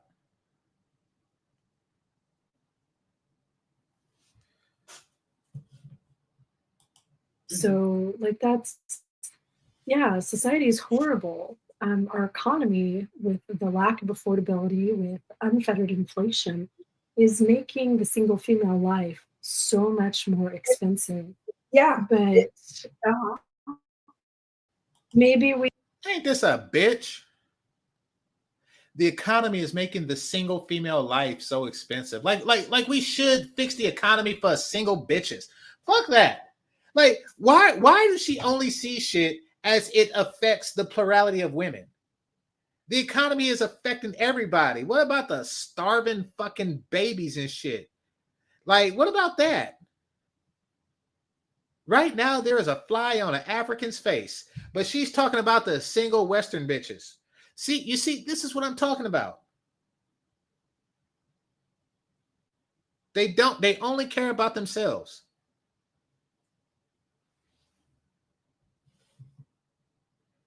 We don't sell our souls and our wombs so we can get. Sell our souls. You hear this madness?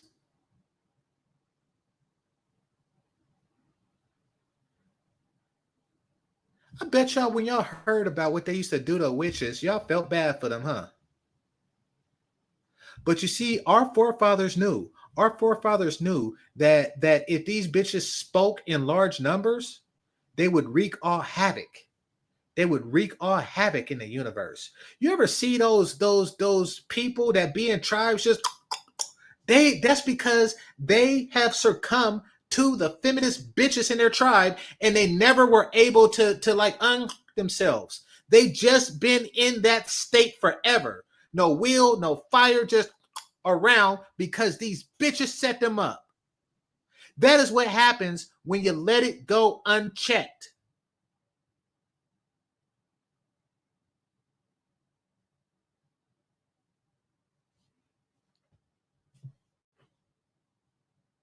The bag, maybe we live. I don't say that. You got to remove that comment. Because I'm not saying we should bring back witch hunting. I'm saying that if witches are hunted, I don't give a shit. That's what I'm saying. And I'm saying if they put them on the African, the homie forever line and shit, and they get killmongered, I don't give a shit.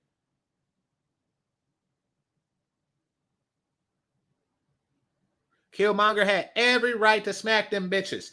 I don't give a shit. Killmonger is the rightful king of Wakanda, in my opinion. Wakanda went to shit under T'Challa.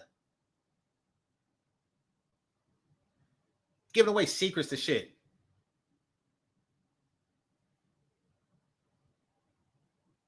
And then, see, here's what gets me the most about T'Challa, because he's chasing that fucking bitch around Oakland, talking to I never freeze. But in addition to that,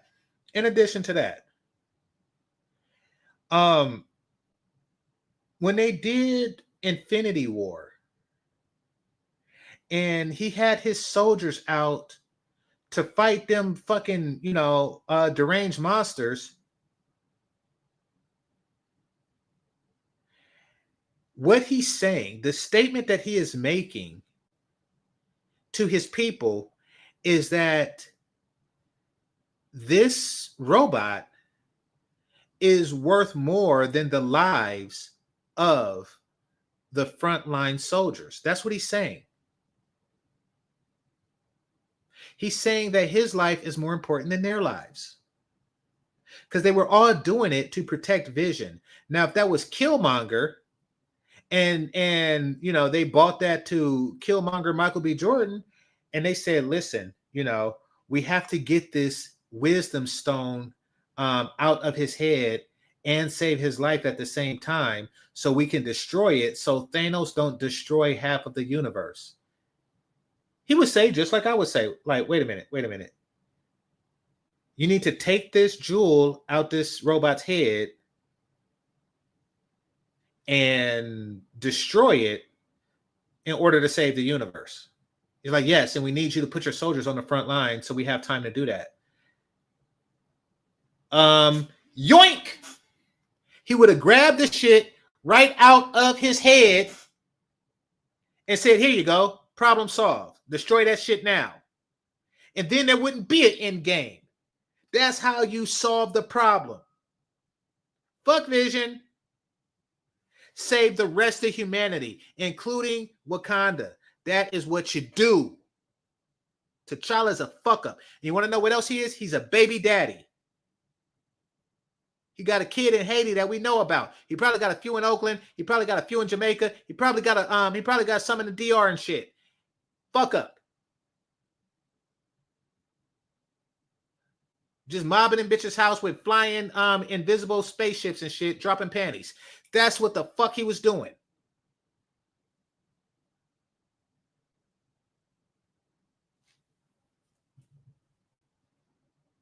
I never freeze.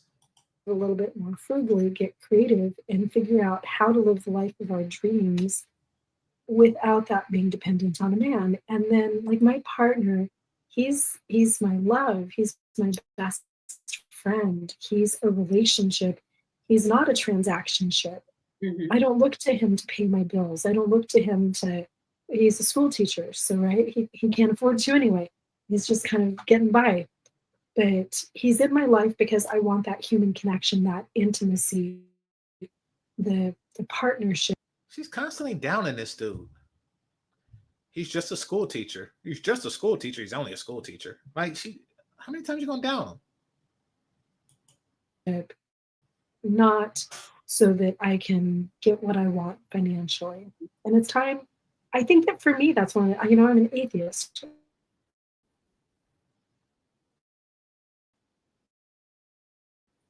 And to overlook the humanity, to exploit other humans to get what we want. Certainly, we have to survive in this world, but there are other ways to survive than exploiting people. Yeah, I completely agree. I'm never a fan of exploitation. I think I'm also Okay, so now she's like, all successful people become successful from exploiting others.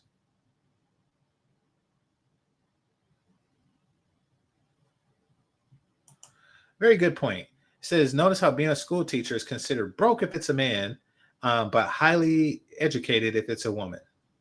I agree. Let's see what else I have to say. Mormonism is greater than feminism. Absolutely.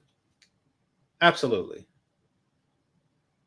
If you ask anybody here, would they rather be with a Mormon or a feminist? They would definitely say the former.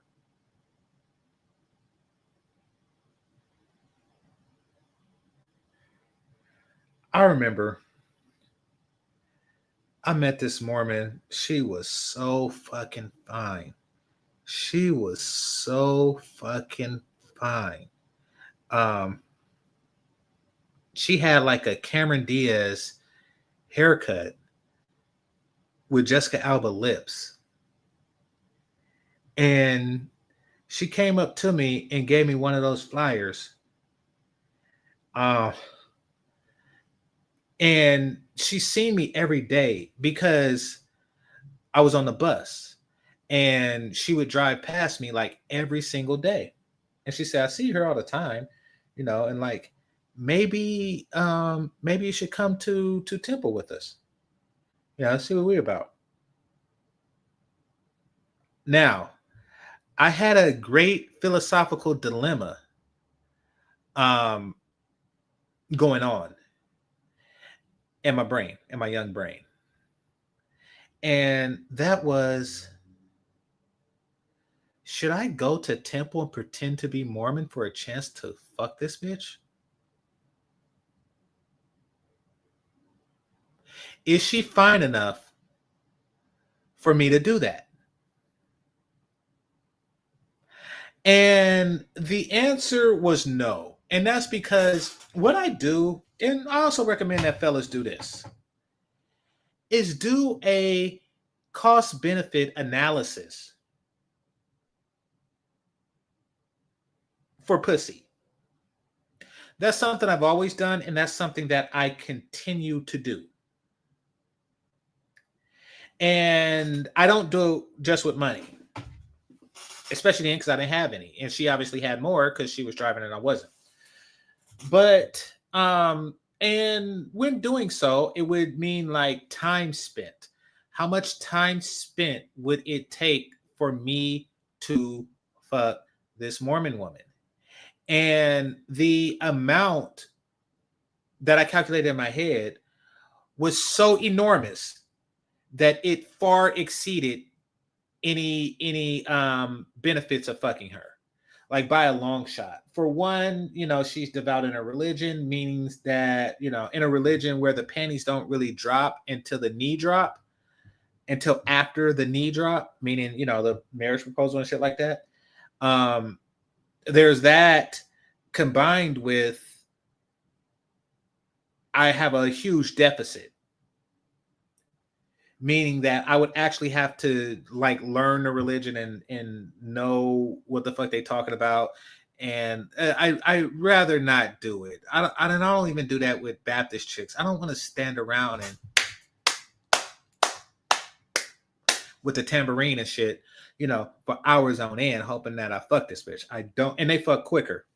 So I did a pussy benefits analysis and found out that it was not in my best interest, even though she was bad. Why did I bring that up? Oh, feminists are shitty women. That's what I was getting at. And they be having armpit hair. They have more armpit on their hair in their fucking armpit than they have on top of their head. Ever notice that feminists, don't have hair where it's supposed to be, but they do have it where it's not? Fucking unibrows and shit. Like they just do shit wrong, and they pheromones smell different.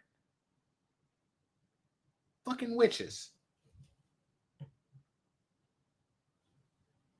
Oh, okay. So that's that comment. Let's see what's next. Your little outburst was funny as fuck. What outburst? I'm always outbursting, and I'm always funny. Be specific. What the fuck? I like somebody saying, hey, you remember that Steph Curry free throw? What the fuck? Remember that Mike Tyson knockout? No, I don't. He always knocking people out. I'm always funny, and I'm always outbursting. Fuck, I'm outbursting now. I'm outbursting about you not giving me a specific outburst. God damn it.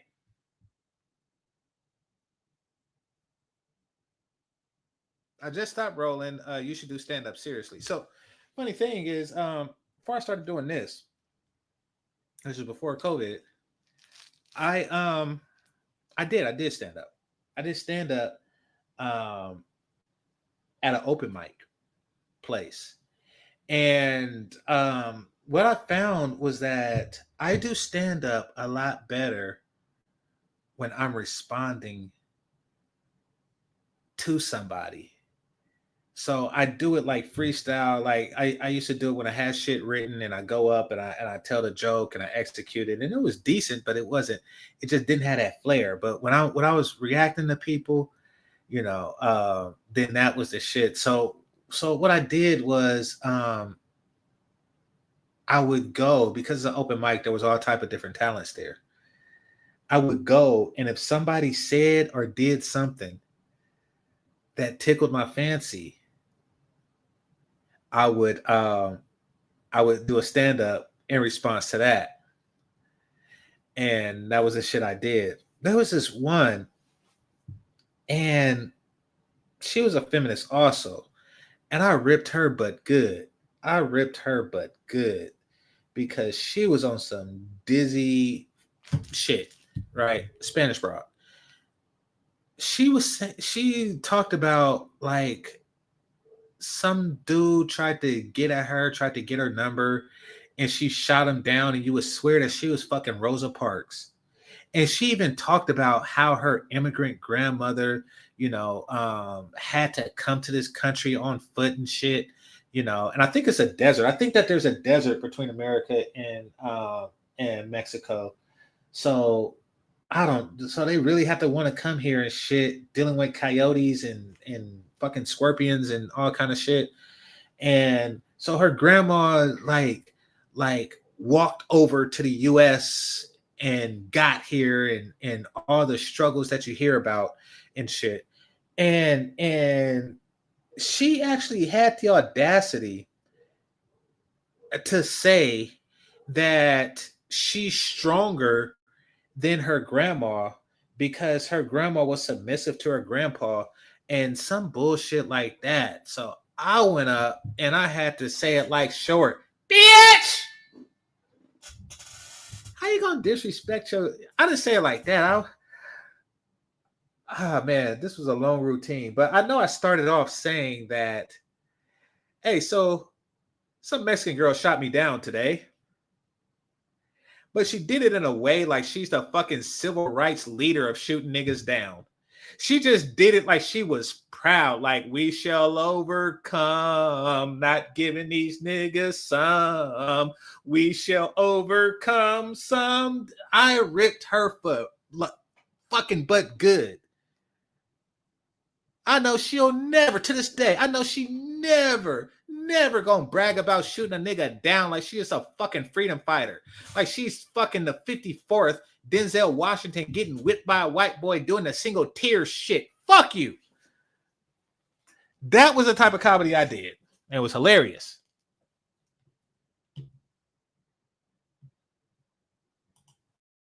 Even for ladies, I'm like, I would never advocate someone getting married or even getting in a relationship just to get your, because that's just not a good idea. And you talk a little bit about why. There are so many different problems with that. So I don't think that's it either. I always look for me. I didn't date certain people because like that guy is not going to go anywhere. And when I was dating after my divorce, then I still had like, okay, when we're going to date, you have to have $1 million plus net worth. You have to be this. Like I had this checklist. And then I met Kevin. He was actually one of my YouTube followers, and we ran into each other at the Costco gas station. And he broke all of my rules. And he is the most amazing person in the world. So often we are missing out on the good guys. Because the good guys, they aren't out there exploiting other people and climbing the crew. So you're a good guy if you fuck a feminist. Not only do you finish last, you finish terrible. Feminist is like the fat woman of women, and fat women aren't women. So feminists, dang.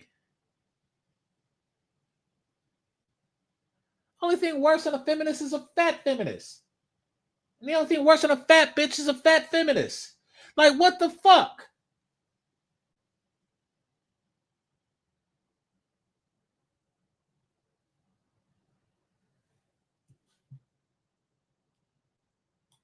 Ladder and being assholes. They aren't chasing all the money. They aren't doing that shit. To chase success, they are the school teachers. They're just keep talking shit about school teachers. And notice how she's trying to sell, like, okay, so I had to take a woman's study course in college. It's one of those electives that they make you take. I could have taken something else, but the schedule fit what I needed, right? And a teacher who was on some armpit shit. Actually, no, she wasn't, but she had short hair. There was this attractive, I will give her that, attractive Latina who had a kid. Now we're young, we're college age, and I'm like, man, this chick is lugging a kid and shit already. She's already a single mom and shit. And I'm thinking that, but also, because we got to give presentations, and I'm like, oh, she's about this life for real. She probably majors in it.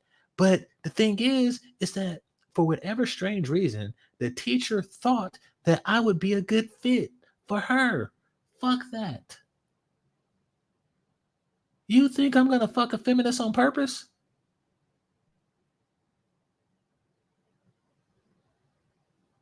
See, unlike fat women,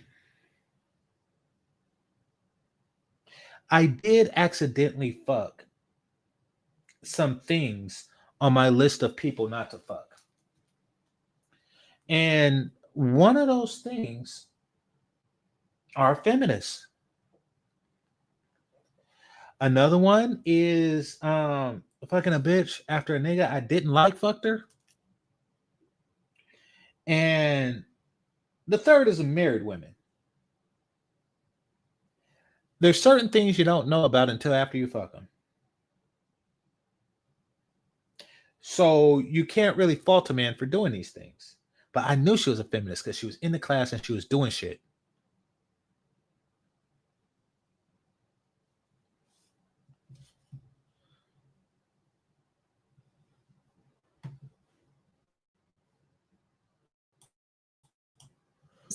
the dentist to give away free service to homeless people. And as women, when we're looking at, I'm only going to date this certain type of guy, yeah, have standards. We all need to have those standards. Never settle for anything, but sometimes those standards need to be more relational and more connective and not just who's going to give me the life of my dreams. I married what I thought was going to be that golden ticket, right? He was a trained missionary, was good looking, hard working, successful, and he abused me for 24 years, and my life was a rich nightmare. Um, yeah, I think we miss out. We miss out on those guys. Can feminists create a better structure than the nuclear family? If so, how? Yeah, most feminists, the modern feminists, are definitely more interested in the tribe and in that social structure. Uh, You can't have a fucking tribe without families. You cannot have a tribe without families.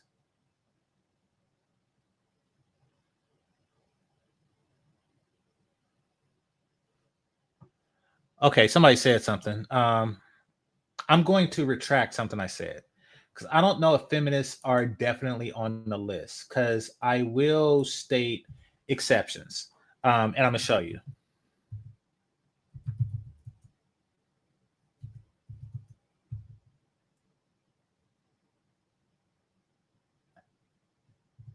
Hold on.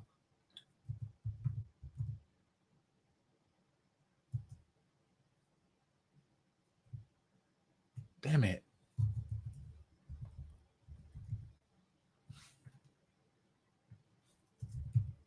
All right.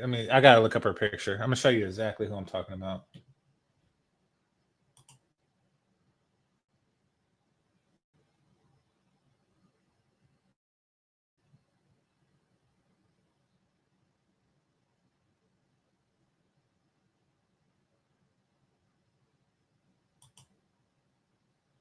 She's the one. She's the first person to come to mind of feminist I fuck.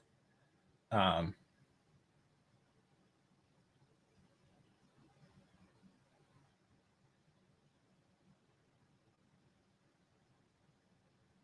and she's god awful too.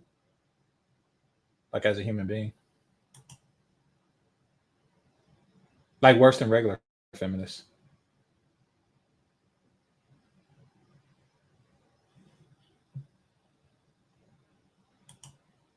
Well, let me see if y'all could guess it while I bring up the picture. Well, I'm bringing it up now, so never mind.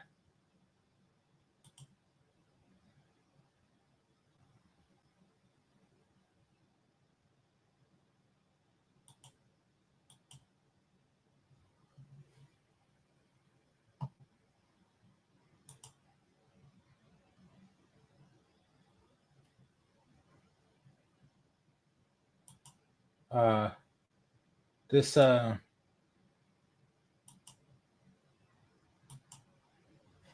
wait a minute.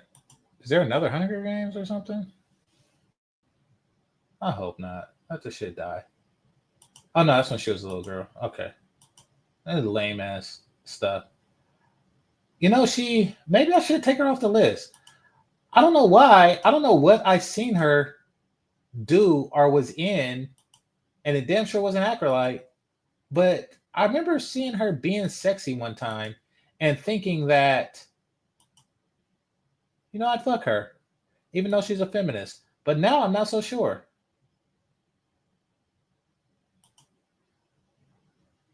Oh, she looks good here.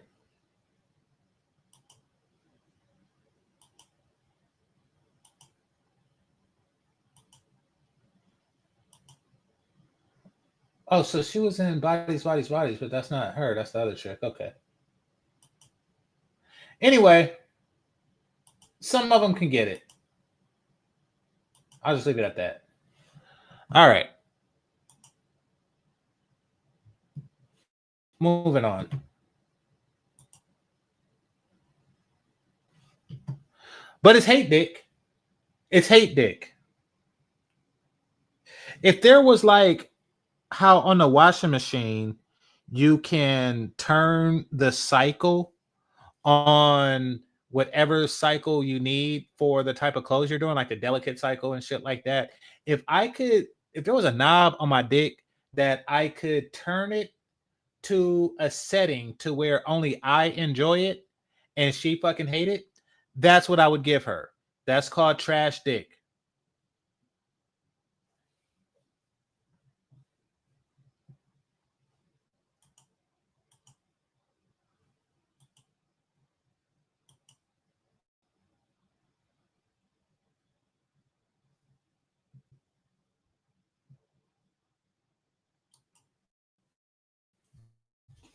Extended family, of making sure that you still have female friends, of keeping that man's place in balance. Feminists also do things like protecting your finances, making sure that child support is shared. So I'm not just going to give up my career so that I can stay home with the babies. Babies need a daddy too. So why doesn't he take off a year so that he can stay home, rotate who goes to work? Absolutely, many of the feminists that I know, and that's a lot of my circle now is the feminists. Feminists do have some really good answers to making sure that we protect ourselves and that we keep both our lives and our male partners' lives in balance. I would say that my feminist friends, their husbands and partners are the happiest. They're better taken care of. They live with women who are fully developed, independent, autonomous, satisfied females. So, yeah, I think feminism does have the answer to the nuclear family. It's all about No, it's not. keeping things in balance and supporting women as much as the men in the patriarchy have been supported. Yeah. So it sounds like what you're advocating for is more parity and equality, not a situation in which, like you said, you brought up two submissive wifey. Yeah, you brought up two situations in which you basically didn't have a voice. You didn't really have much of a choice. This is you as a young girl, and then you have an arranged marriage. Everybody in the community, including presumably your family, is in agreement with it, and you just kind of like hook, line, and sink. And so there wasn't a sense of agency. And then also you said you had particular career goals that you wanted to do, and you were actually deterred away from doing those career goals. And in retrospect, you're like, man, like maybe if I'd had even a little more financial agency when he walked off and left me, then I would not have been homeless. Me and my kids would not have been homeless, right? So, and I can understand where you're coming from. Like I said, I've worked at homeless shelters before, and I've seen women in similar scenarios, again, not really fully knowing the whole construct, but just knowing women who, when they don't have any skill set, or when they don't have, not to say they don't have skills, they don't have anything that is immediately marketable that they can make money with as far as a job. It can be. Okay. How much y'all want to bet that dude wanted his kids? He didn't give a shit about her, but he wanted his kids, which means that she would rather the kids be homeless as opposed to living in a multi-million-dollar home just to spite him. In other words, how much y'all want to bet that this bitch kidnapped those kids? Or she comes from a community where they give custody to bitches that live in cars. The child support judge, the family judge just said, okay, I grant custody to you, and they shall be remanded to your Buick.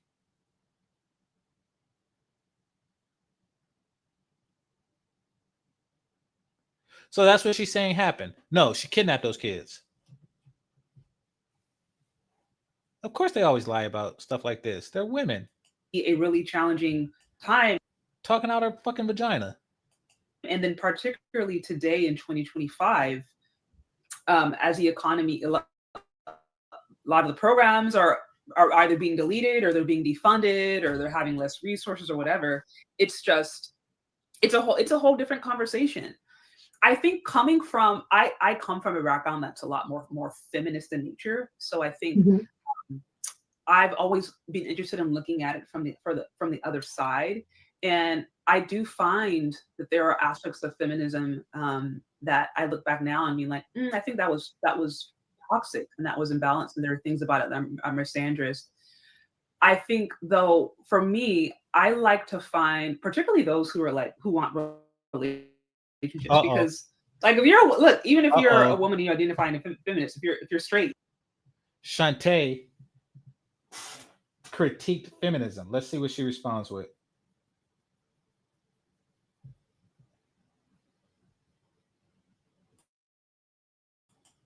like you still want to be the man.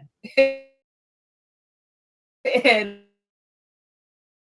I think it's important as women to you talk about respecting yourself, important to have respect for other people. And one of the Absolutely. I'm a mom of sons. Like I want my sons to be treated with love and respect. A little 16-year-old just popped his head in here. My last video on my YouTube is all about this. It's about that toxic feminism and really like the midpoint. That midpoint is the protection. Did she say her little 16-year-old?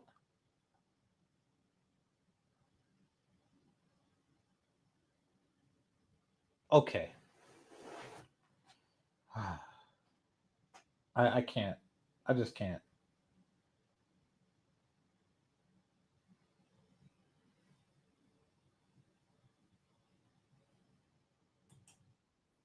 Both of us. The respect for both male and female. Now, I will say the caveat to that is a lot of misogynistic systems are horrible and toxic. The number one cause of death for pregnant women is their intimate partners. No, it's not. No, it is not. No, it is not. You lying bitch. No, it is not.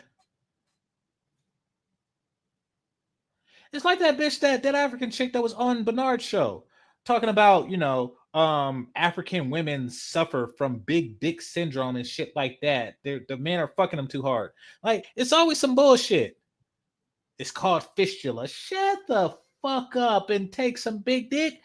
What the fuck? The number one cause for pregnant women is men, and shit. No, it's not. No, it's not. The number one cause for of death for pregnant women is crazy bitch syndrome. It is contagious. The fuck you talking about? And they don't die that often. And yes, you do keep interrupting Shantae. No, because I looked it up earlier when she said that shit, and I typed in the chat room, this bitch is lying. You fucking lying. You like the first one out of fucking Wizard of Oz. Is you, tigers and bears? Oh my, you fucking lying. Shut the fuck up. And this is what they do. They try to garner sympathy to get people down with their cause. Fuck you.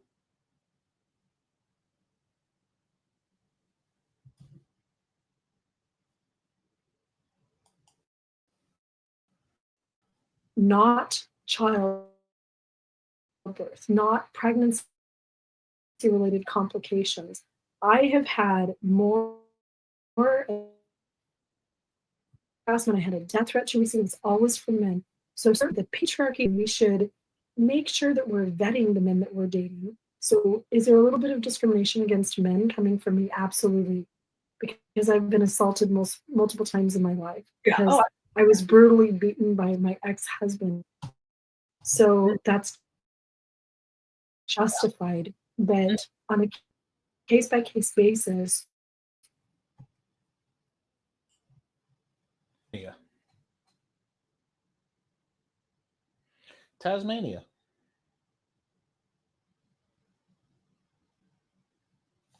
If I ruled the world,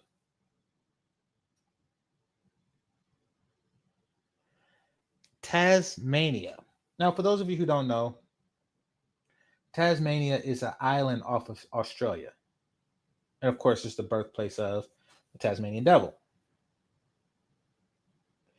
Tasmania is the island that I would ship all of the bitches like this, or all of the women like this. If I ruled America, if I was emperor of America,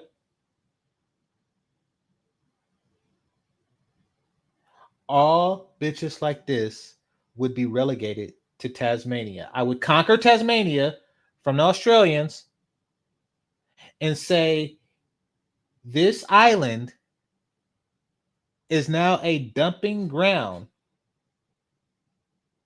for feminist bitches. This island. They are to make their own huts and makeshift clothing without us. They are going to have to spear stuff without us. They're going to have to farm without us. They're going to have to like make furnitures and TVs out of coconuts and shit without us. That is Tasmania. That is the place I am going to send them. Then I am going to rename the island Bitchatania.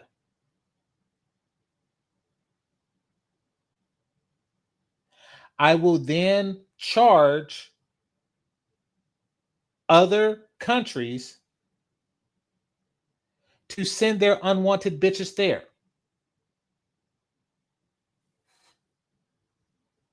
I would send the asses to Mississippi, but they already there. Fucking Mississippi. All right. Absolutely can go too far. And I think there is a beautiful middle ground that a lot of modern feminists step into, which is creating that safe space for everybody. Yeah, no, I can understand too. I'm gonna go Obviously, after she answers this question. You experienced different kinds. You experienced, obviously, unfortunately, SA. You talked about having experienced physical abuse, and I'm sure that's something that you probably also saw in your particular closed your setting. And it sounds like you did grow up very much in a closed setting, because you're talking about you hated, you said everybody.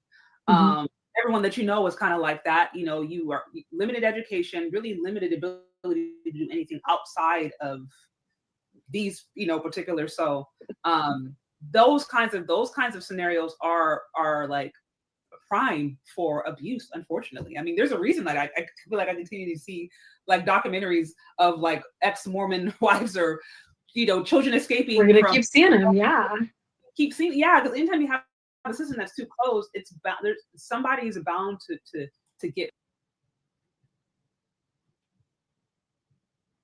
I'm gonna say make them do some Hunger Games shit. I ain't gotta make them do shit. Like, they're naturally gonna do some Hunger Games shit because they're hungry.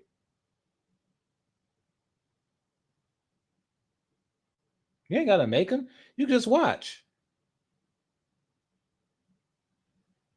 All it takes is two of them on their period, and their hormones start getting retarded, and then next thing you know, they're at each other's throat.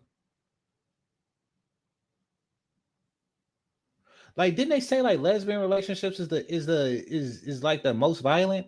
Well, imagine like an island full of them with no police or nothing to stop it.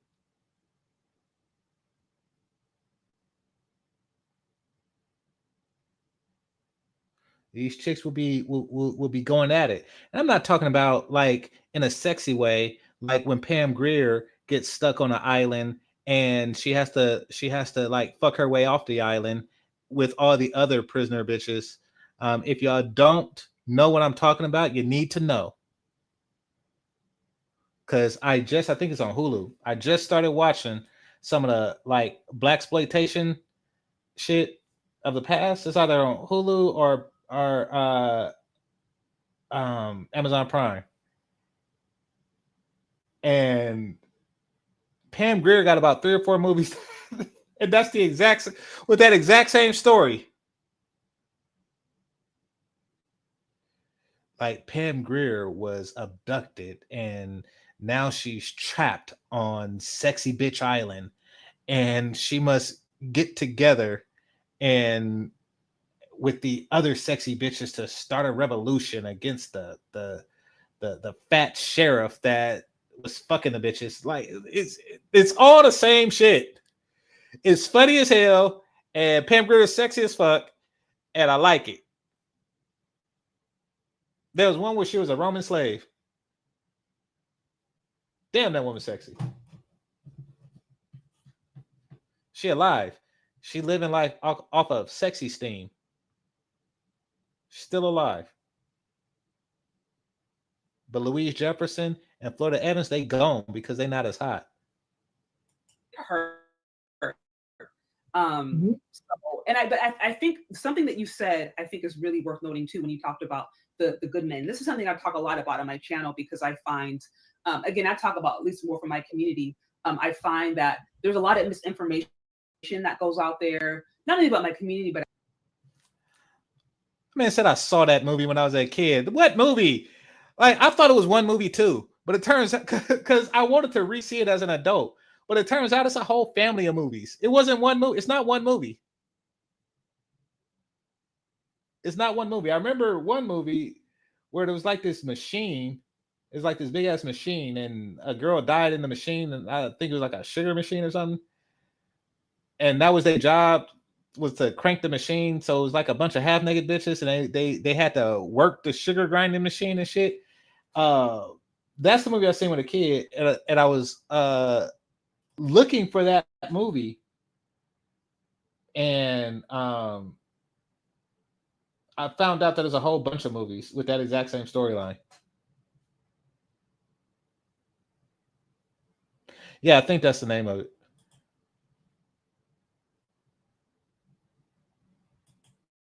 I think even about um, African American men, and which, when you go down to like the numbers and when you actually look at things, you'll find that sometimes all it takes is just a handful of bad actors to really screw it up for other people. And I love how you have the example of, like, you had a list of what you thought you needed, and then you found out what was the best for you was a really, really good guy who maybe he didn't have that particular status, but you're a teacher. I come from a long line of teachers. You have to have Teachers are the best, yeah, especially as a man, right? Ain't that a bitch? Like, you just have to, like, I don't care about money, I care about the kids. Yes. And yeah, Yeah. he was a farmer, and then he turned into a teacher. Shut the That's fuck fantastic. up. Let the black woman speak. Shut the fuck up. She's your better. Like, God dang it. She annoys me. She annoys me.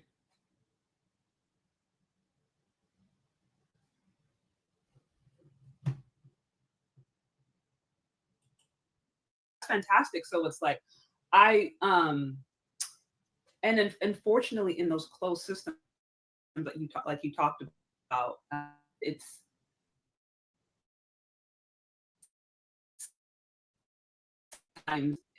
it's like it can be. Look at how Shay Shardae's lips are. That's just one of the many ways she's a better woman.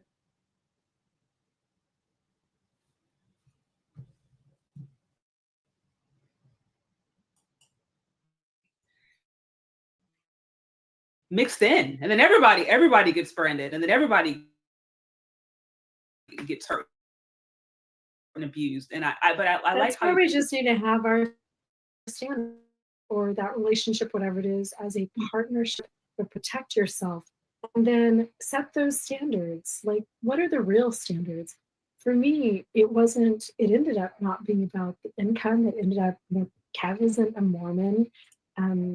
Kev didn't check most of the boxes that I had on my other people.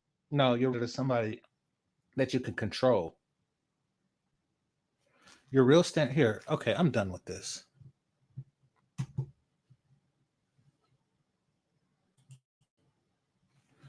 Your real standard is someone you can control economically and through their own sense of lust. That's why you like, I dated Mexicans. It's like, well, yeah, you probably wanted someone that you could both have economic control over, and one that over-evaluates your beauty, gives your beauty a higher appraisal than it deserves, for ethnic reasons, I'm assuming. Nevertheless, you have a certain level of control over his situation and him. You enjoy that. Oh, yes, you do. And That's what you really seek. And you also seek like a separate society from men. And this is also so you can have greater control over the remaining men. Shay Charday did not expect this conversation because this is the same, she's on that same strong independent stuff that Keisha's on, except Keisha's moving away from it because she realized that it didn't yield proper results.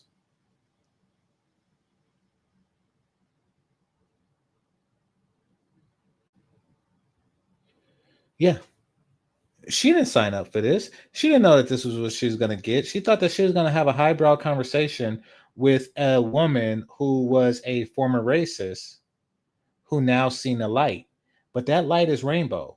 And that light is feminist. And she kept taking a conversation there. She wanted to talk more about colorism and, swirling and, from a white woman's perspective and how it reeks of self-hate and how, since you were taught that whites are superior, do she feel that some of that teaching bled into other communities? That's what she wanted to, that's what Shay Charday was on.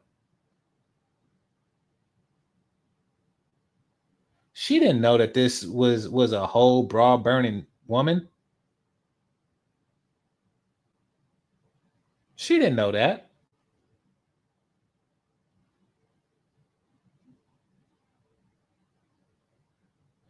And she didn't know that she was going to call her Shantae the whole damn interview.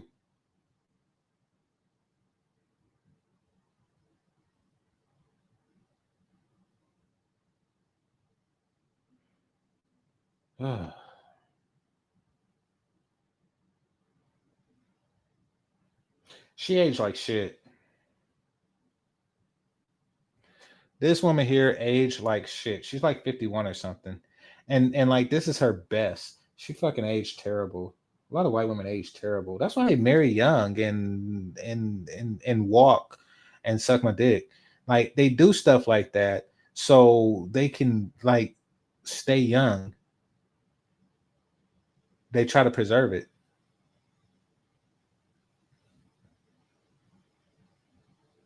But not this one. She don't have a vagina anymore. She's a fucking feminist. Which so what does she do with her husband?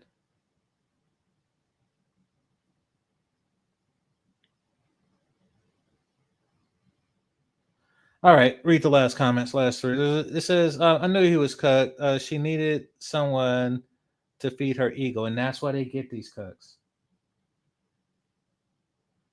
To feed their fucking ego. And they do be cut. There was this, I was at an orgy. And I was watching these people fuck, right?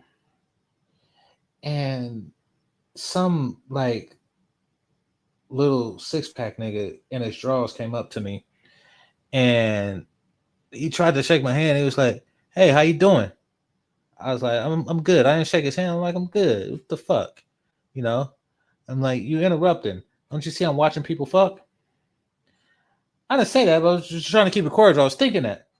And then he was like, and then he pointed to like this old white woman. When I say old, I'm talking about like late 60s, early 70s type old. Right. And he said that she wanted to know if you wanted to fuck her. And I said, yeah, sure. I'll fuck her in a little bit. After they're done. Right. And so I'm watching a couple fuck. And then when they were done, I just walked away. I didn't go fuck that woman. But I said that I would because I was being polite. And I was being polite because by being an asshole in situations like that and by rejecting a woman, you lose opportunities with other women who want to fuck you. So the best thing if you find yourself in a situation like that, best thing to do is to politely say no or not politely say no, just say maybe later, and and then find some type of polite way to not do it. And the reason why I didn't want to do it was, one, she was old, and though she was preserved for her age, I'm not really an old chicks like that. And for two, her husband was there. So after the thing was, somebody said, GC, are you a voyeur? Yes, I am a voyeur. And I'm also an exhibitionist.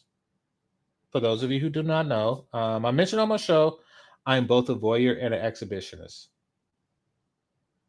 In my self-exploration, I found out a number of things that I like, and those two are definitely two things that I do. So I go into the next room, and it was an old white dude sitting there. So she come out, and she had her coat on, and he says to her, like in an old-timey country voice, "You ready to go?" And she said, "I got my jacket on, don't I?" And I'm thinking like, damn, how cooked is this nigga? He must have been going through this shit for like 50 years. He must have been going through this shit for like 50 years of just sitting in the next room watching No Country for Old Men while his wife is getting fucking ran through. While his wife is just on some fucking BBC rampage and shit. That is the most cucked person I know of. Just the way she just like had an attitude and fucking dismissed him. Like, like, you ready to go? I got my jacket on, don't I? Like, what the fuck?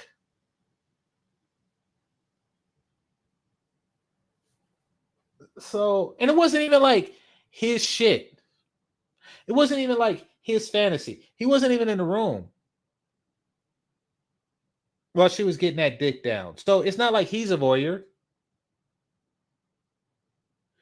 It's he's just like a fucking chauffeur to his wife getting fucked. And that's the type of nigga bras like these go for. All right.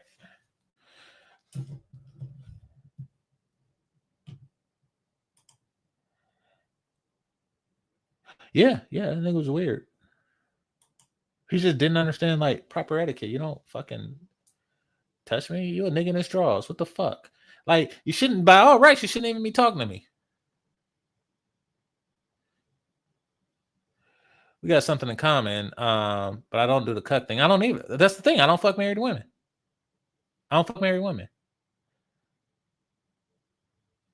So was it a gangbang? I don't know. I know that the dude was lying. The dude that came up, I know he was lying with her. I don't know if he fucked her. I don't know if he fucked her. So yeah. He was a black dude, and she likely have a thing for black dudes. So maybe.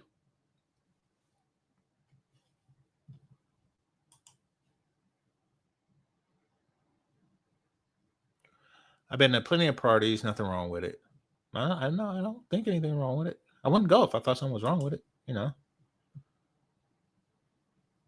I'm just saying, like, it's you don't just go around saying no when opportunities like that, because another women don't like to be rejected. So avoid direct rejection, because then you become that nigga that reject women.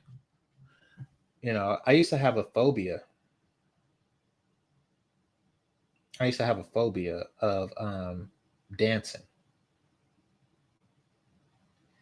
And it was bad. And like, I get nervous. I don't have stage fright in any other aspect. Like I said, I did stand up and shit like that, but I used to have it bad when it came to dancing in front of people. Like, it was just, I had that real bad. I used to ask my sister to help me through it when I was younger, show me some moves and stuff, because she was a cheerleader. And that helped a little bit, but still, I just felt like all eyes was on me and shit like that. So I realized at a young age, because of that, and this is what got me out of the phobia, is that it's better to just dance poorly than it is to reject a woman when she asks you to dance. Like when they ask you to dance, just look at it like you can't. If any of you had this problem, you can't say no. You just can't say no because they'll tell all their girlfriends, and that's it. That's it. You burn for the night. Like your whole night is fucked. So it's better to dance poorly, and women tend to be more coordinated in that regard than men. So it really don't matter. And because I am a nerd, and that's always been my reputation, it wasn't a secret or anything. There wasn't a high bar. They didn't really expect much in that regard. So I was really worried for nothing. That doesn't, but that's not how phobias work. They're not always rational. All right.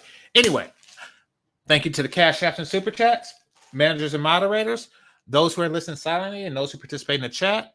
Make sure you hit that like button on your way out. And this is GameChanger 00100. Game over. Peace.